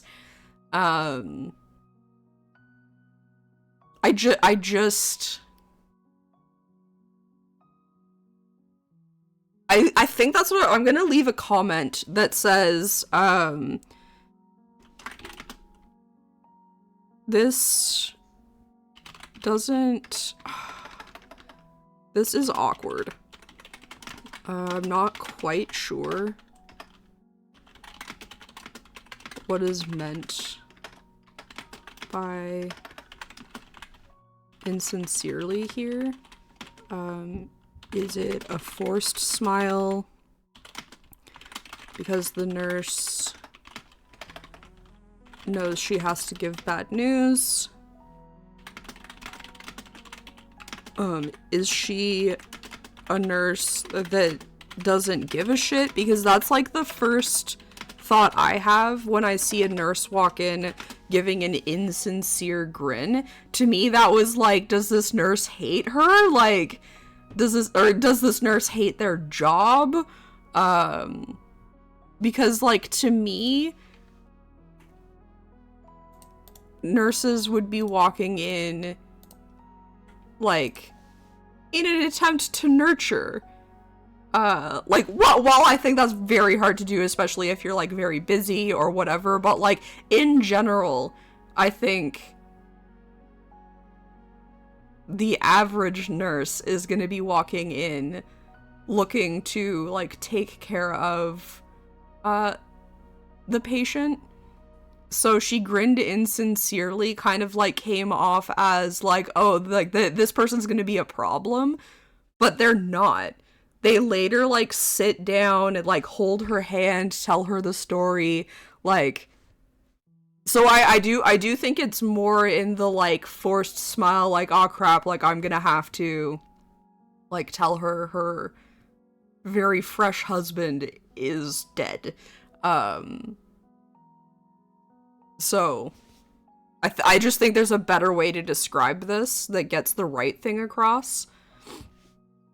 Especially followed up with, like, you've given us quite a scare. Like, that doesn't feel like she's hating her job. That doesn't feel like she's, like, that still gives off, like, the expected nurturing of the nurse. I don't know, it's weird, and I'm not sure what I was going for. I was confused. Stop telling us what you're feeling, and just feel it. It's kind of, like, when you say, like, I felt this feeling, it is kind of the same as the feedback when you say, like, I saw the cat walk past me, instead of just saying the cat walked past me. Like, we understand that because this is, like, first person point of view, you saw it. Like, if you didn't see it, there's no other way for us to have seen it. So just have the cat walk past you. Just let it happen. It happened. The cat walked past. Not you saw the cat walk past. The only time that would be appropriate is, like, I saw the cat walk past, and then, like, you turn around and you're like, oh shit, the cat's still over there. What did I see? That would make sense. So there are always, like, times when it's okay. But for like, the like, any telling of the feeling, it's better to just show it, because with this first person point of view, like, the immersion is that, like, we're walking through the story kind of, like, as the main character, seeing through the main character's eyes, feeling through the main character's body. Like, if it's cold outside, we don't feel that it's cold outside, it's just cold. And the reader will be like, ooh, my hands are cold, you know? Like, they won't actually, like, feel that, but there should be as little distance between a first-person POV and the reader as possible, is kind of, like, best practices. So, again, like, we know she's confused, and she's about to ask a question. So my suggestion is just... now, if the author wanted to, they could describe, again, more about what she's feeling in her body, like, it might be about, like, the fog is starting to lift, or something like that, because, like, the fog suggests, again, this, like, waking up from being asleep, essentially, for 2 weeks, and that, like, slow coming into understanding what's going on around her. And yeah, like, I'll put that as a comment. Unnecessary, but if you wanted to, you could describe what's happening in her body rather than telling us how she feels. Consider something about the fog lifting. This would also extend the waking up sequence. Definitely not trying to say arraign, but thanks anyways, Google. You're really good at this.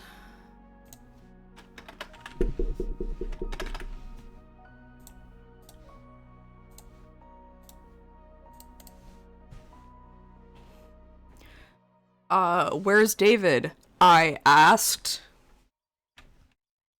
That one I'm gonna say is fine. This next one, David, she questioned. We don't need a dialogue tag there. We just don't. This is another one of those things, and this is a stylistic thing. About how you use dialogue tags. In general, like, best practices, the suggested way to go most of the time is, like, if you don't need a dialogue tag, don't use one. If you are using dialogue tags, despite what your elementary school teachers told you, you probably want to say blank blank said. Asked is generally thought to be okay, and then, like, your choice between yelled, shouted, exclaimed. Probably not all three of them, but one of them is acceptable if you really feel the need to, like, push home that they're being loud. In theory, your exclamation point will do that for you. So most of the time, if you want to specify someone is yelling, or when you need to specify someone is yelling is when it doesn't end in an exclamation point and instead is a question. You want to make sure that people know that they're also yelling.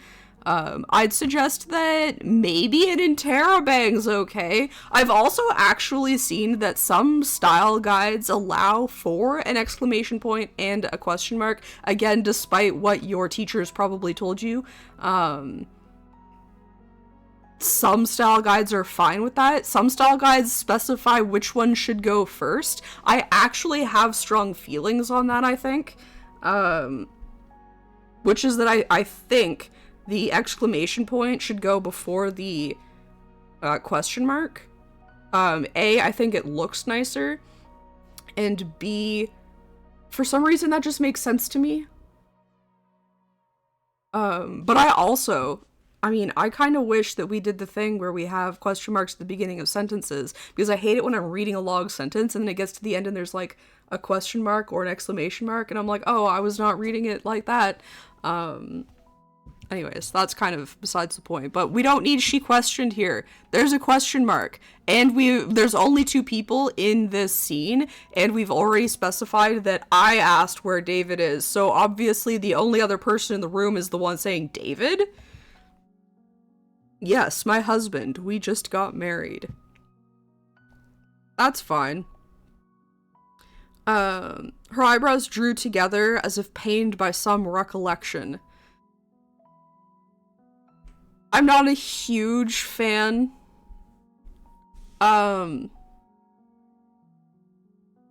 Because I feel like we've done such a good job of showing that we don't really need to tell here. But I'm a little torn because I do feel like we're getting a lot of very short sentences.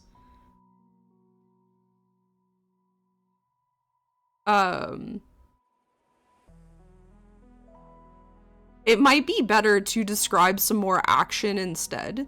Like,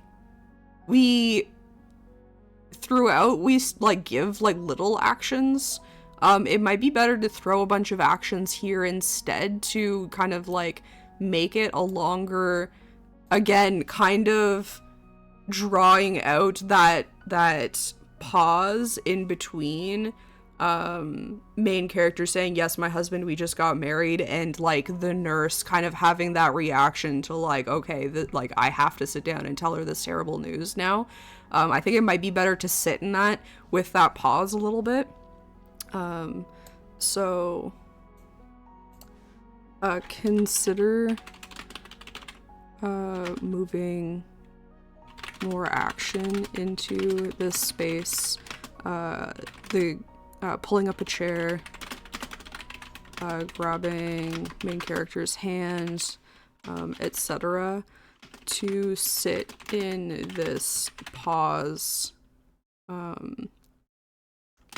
of the nurse realizing she finally, oh my gosh, She finally has to, oh my gosh, has to tell main character about her husband.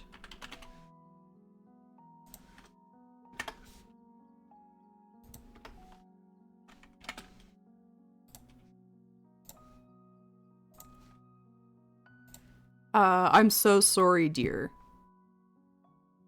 This is obviously meant to be next. I break into tears. I don't hear what she says next.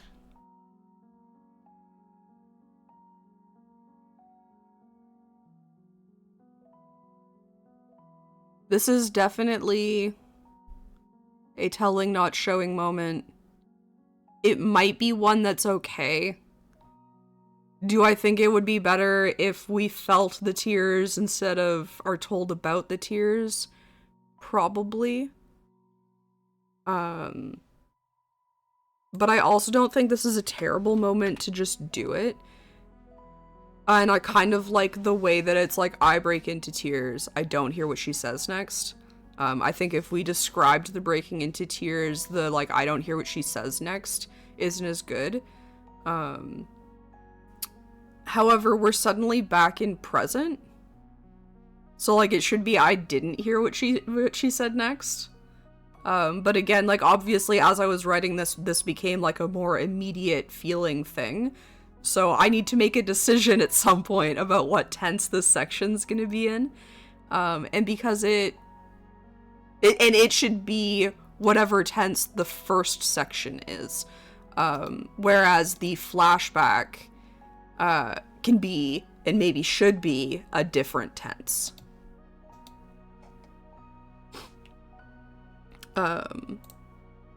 But we'll leave just a big picture comment about check your tenses.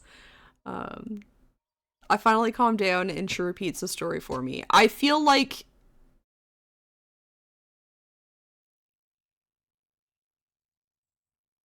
I almost feel like that should just be drawn out a little bit more. Actually, like, have the pause in the story rather than being like, I break into tears, I don't hear what she said, and then she tells me what she said. Because, like, I don't think that this is something that, like, she, like, okay, tell me. Like, I think she probably sat there for a while. The nurse might have even left the fucking room. I don't know. It depends how, like, consoling the nurse is. I feel, like, based on the story, I feel like she stayed, which also, again, makes that, like, insincere smile really, really jarring, because it doesn't make sense.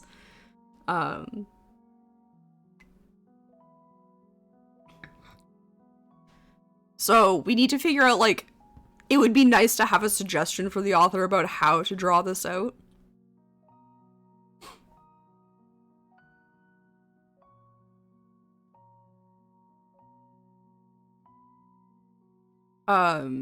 And maybe, like, the best way is just to be like, I let the tears come, but eventually there were no more, or something like that.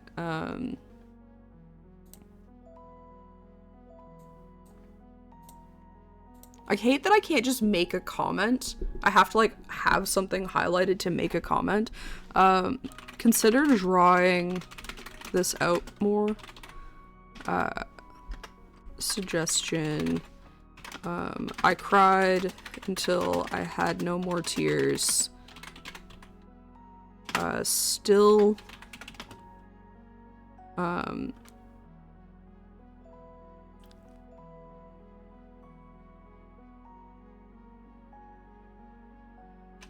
trying to think of the right word for, like, when you're, like, you're not crying anymore, but, like, you're doing, like, the hyperventilating thing, but, like, you don't want to say, like, still hyperventilating. Like, and it's not, like, we're not sobbing. We're not, like, heaving doesn't sound right, but it's, like, the closest thing I can think of.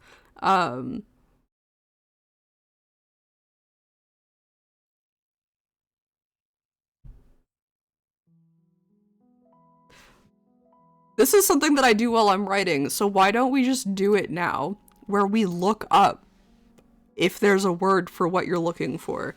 How to describe the breathing pattern when you're done crying. Does that make sense? Maybe. Oh, for fuck's sake. Reddit, our writing? Why not? This is I was like, this is a little cut off for you, but it actually just cuts off the sidebar. Sweet. Say somebody is crying and they have to catch their breath. When they inhale, their throat is unstable, which causes rapid and choppy breathing when they take air. And how would you describe that? I appreciate your responses. Blah, blah, blah, blah, blah. It's called sobbing. It's not called sobbing. Sobbing has tears still. Sobbing is part of the crying process. This is post-crying. Hyperventilating is correct, but it doesn't feel right. Hitching in his chest. Oop. That might be good. The technical name for it is stridor. Hitching breath. It's not hiccuping. What? You're wrong. You don't know what a hiccup is. Also, I always think it's so funny when it's spelled hiccoughing. Because like that is clearly what it was at one time, and something went terribly awry with the word. It's not called sobbing. Sniffling might be right, but sniffling feels more nosy. Like it's like not, you know? Oh god, I hate it. Hitching. I think hitching is exactly what we want. Like, it is not cheating to use tools and the community to help you come up with the right word. Not cheating. My breath hitching in my chest. I ask her to repeat herself. Maybe my breath still. And again, author can come through and refine that. This is editor chick making sure something is there so that when I come back for revisions, I have a solid understanding of what the problem is and an idea of how to fix it. So I think if we take that, this can just go. If you take the above suggestion, this can be struck. About 2 weeks ago, you and David were hit by a car leaving your reception. Reminder that this might change based on big picture suggestions. Just a reminder to make sure that like that stays consistent when the revisions happen. Assuming that is a suggestion that the author chooses. I'm definitely going to. When they got there, you were unconscious. They rushed you to the hospital. You were critical. I don't really like semicolons in dialogue, but I mean, I guess we could use a period instead, but that's better. We worked on you for 8 hours before you began to stabilize. You've been in and out of consciousness ever since, but you've been delirious.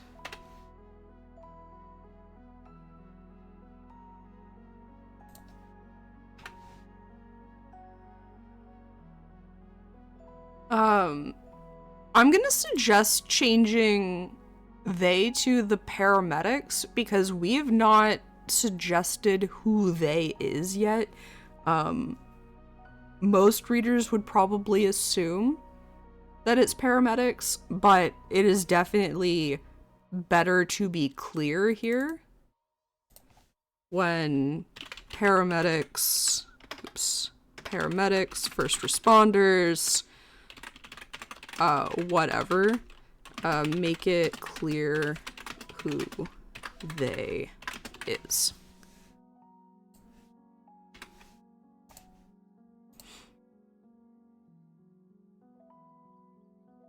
I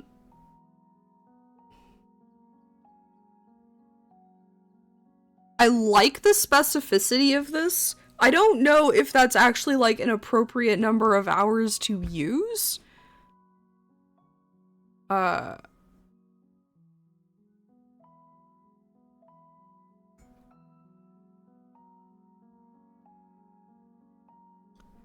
But I do think the specificity is like appropriate. So I don't know if that's something that we should look into, like how long the average like trauma surgery lasts. How long the average like MVC trauma surgery lasts. Particularly like vehicle v pedestrian.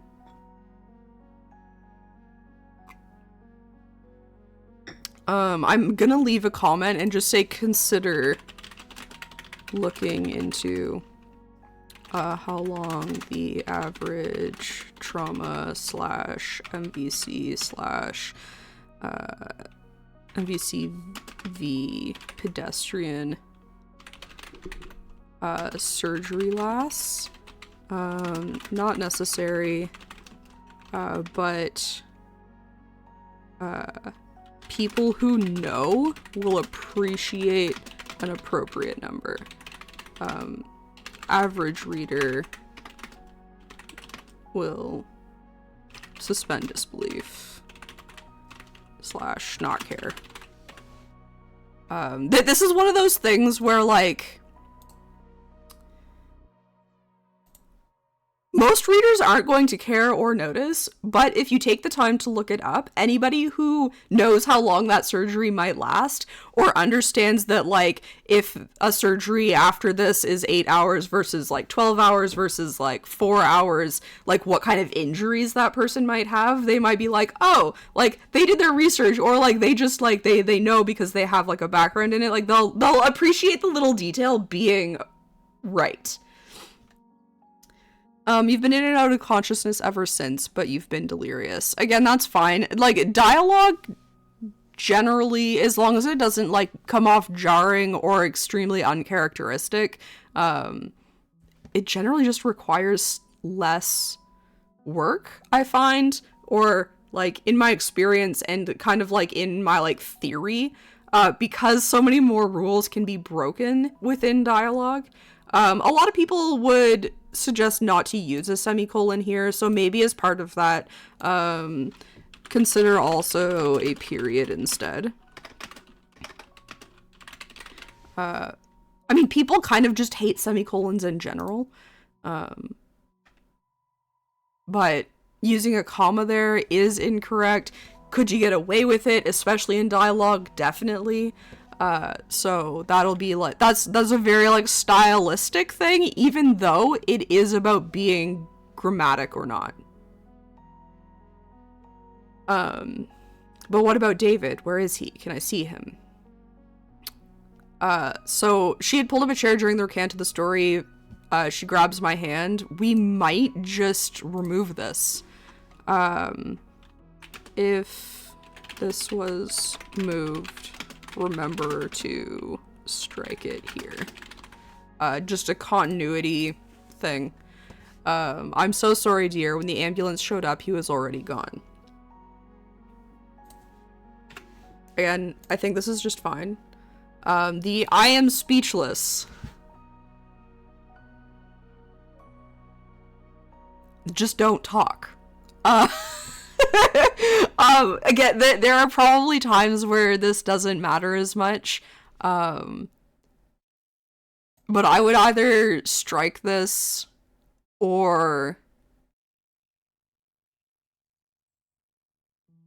I might even just I might even just say something like the hitching of my breath in my chest got worse, or like, I could no longer hold the emotions down, because, like, she like clearly, like, you know, had this breakdown, stopped enough to listen to what happened, and now she, like, can't hold back anymore.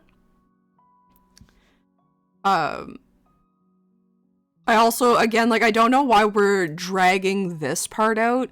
Like, tears filled my eyes. Again, we've switched tense. Tears fill my eyes, they pour out, they fall down my cheeks, but I make no sound and no expression. So, what if we just take that whole thing and say, tears slide down my expressionless face.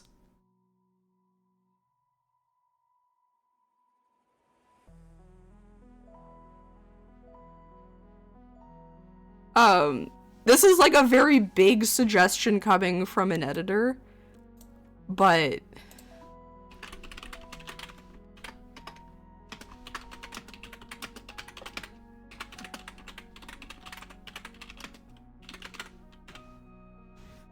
and we can go on to, like, we can now expand upon this more about, like, what she's feeling, because the next sentence is, I was in shock. Why don't we say more about what that shock feels like? Like, talk about, like, the inability to move, the numbness, both in our mind and in our body, like there's better. I am speechless. Stop telling us what you feel. Depending on your relationship with the client, not the right way to say that, but editors getting frustrated with the amount of I am this. This is one of those things where, like, you can write your, like, mean comment, as long as they don't have access to them right away, and then you can go back and edit your comments to be nicer. Stop telling us what you feel. The drawn out tears feels it's just awkward. Like, I don't have a better way to describe, like, as a reader, why that feels so bad.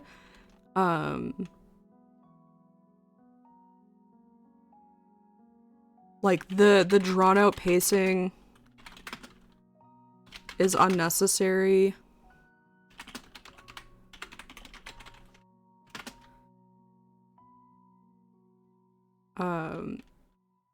And there's a clearer, more concise way to get the same idea across. Not clever, clearer.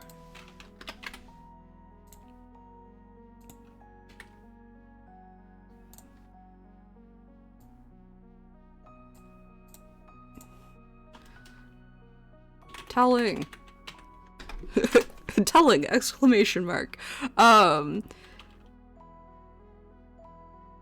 Talk more about what she is feeling. Consider numbness. Inability to move. A lack of control. Yeah, I think numbness is probably, like, the biggest one, because we're not talking about medical shock here. I mean, we might also be talking about medical shock here, but it's been 2 weeks since the injuries. We don't know if she's had, like, revision surgeries or whatnot, so, like, it could still be, like, medical shock. But we are talking about the, like, you get, like, overwhelming news, or, like, you are just overwhelmed and you go into, like, the freeze of fight, flight, freeze, or fawn. She's gone into freeze mode. Like, her autonomic nervous system has taken over and has shut everything down so that she can't feel. Instead of her brain's like, you felt too much. This is trauma. We stop the trauma. And so I think it's just stronger to, like, talk about that numbness and inability to move and lack of control and, like, all those things that you feel when you are so overwhelmed by bad news, or negative feelings, whatever it happens to be, that you shut down into that freeze function. Oh, this paragraph.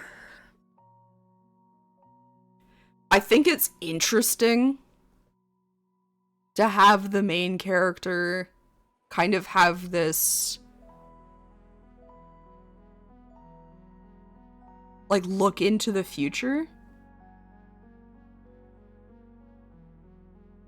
So it says, years from now, you'll find me alone, a woman, a few words, a woman, a few friends. If you find me, you'll find a broken woman, an empty husk, a lost soul.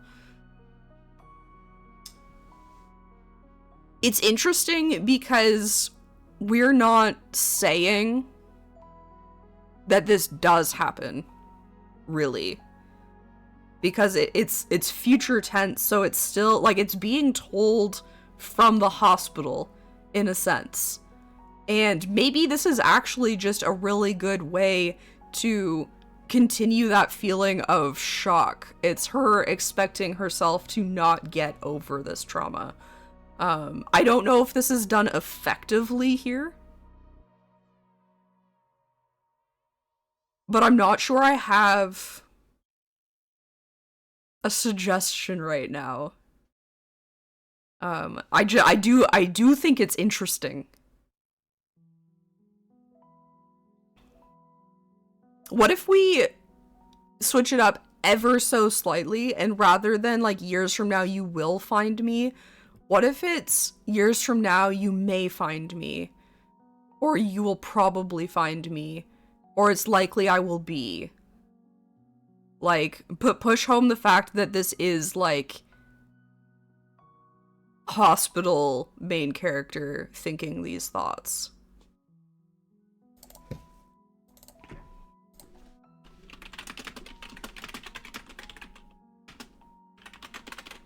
So find a way to make this uncertain.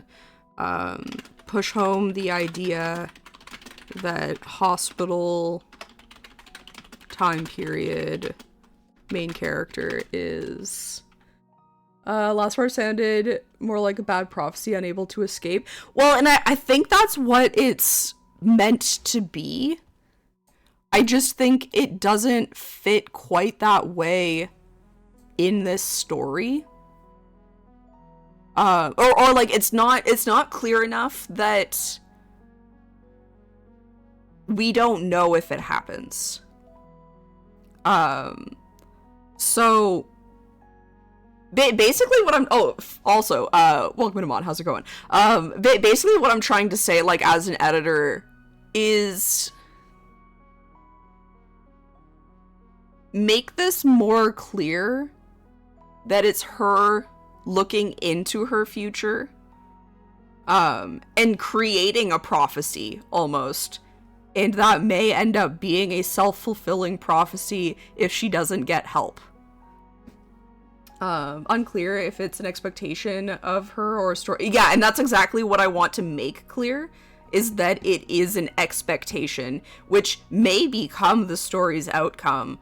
It may be that she fulfills her own prophecy, that this is a self-fulfilling prophecy by being so overwhelmed by an extremely traumatic event, and not getting help, that this is who she will end up being. She will, like, especially since we see her, like, go into shock with, like, this, like, again, like, the freeze response of, she's crying without, like, sobbing, like, the tears are, like, her body is just, like, pushing emotion out of her body while keeping her from feeling. It's, like, very, like, depersonalization.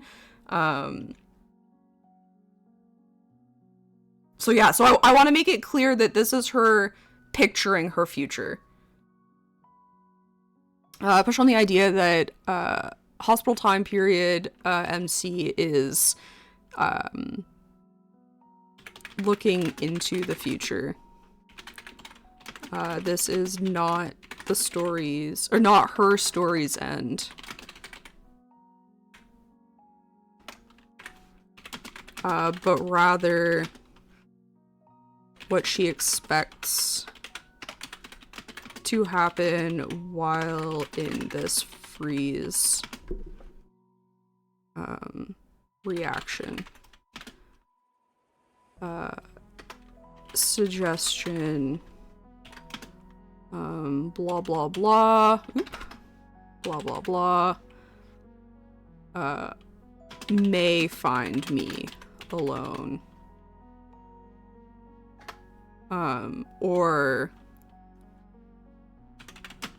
will probably find, or will likely find, or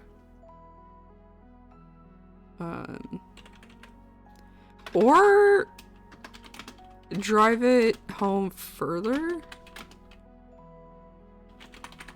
by saying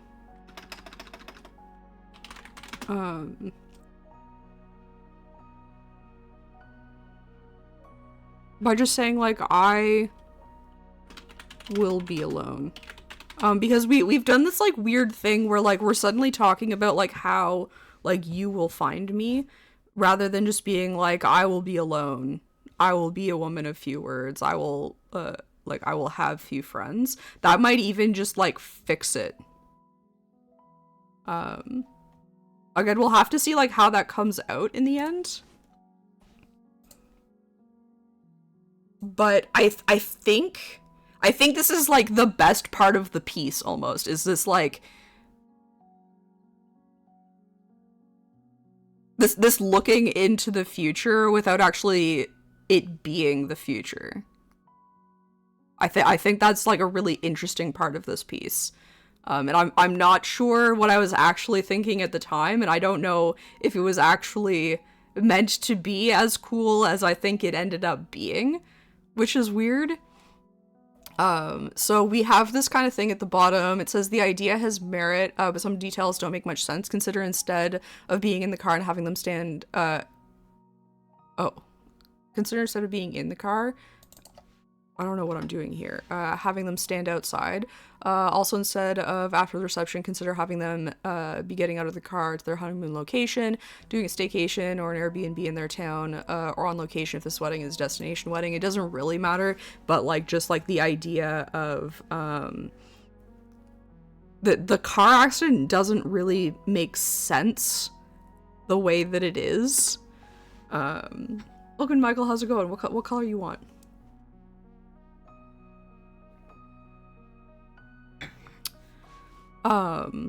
Shit. I had something. Check your tenses. Was there any other, like, big picture stuff that we ended up coming up with? What's this suggestion? Because I feel like I've thought more about this suggestion and...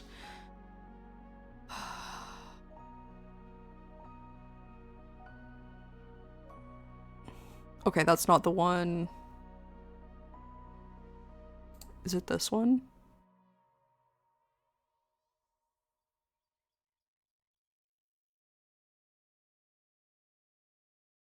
I don't know. I'm not sure. There's one in here that's talking about like it's the memory persists one. I don't think that this makes as much sense as it once did. Yeah. Okay, so we've edited the thing. Now we need to take some time away from it, and we'll come back as the author. I was considering taking time and actually writing like a proper like summary letter. I might still do that. I might just do that in the off time, and like I'll show you guys what it looks like when we go to do the actual revisions. So, would you have made the same suggestions I did? Or do you think I suggested something that was bad? Let me know respectfully down in the comments. And I thought this was a really fun style of live stream. So I'm curious, did you think it was interesting or insightful to watch the editing process happening? And would you be interested in seeing more of this real-time editing? Please let me know. And if you want to see what comes of the final product, make sure you subscribe, hit the bell so that you get notified when the author version of this video goes up. Thank you so much for watching. I hope you had fun. I had a blast. Catch you next time. Bye. And Iggy.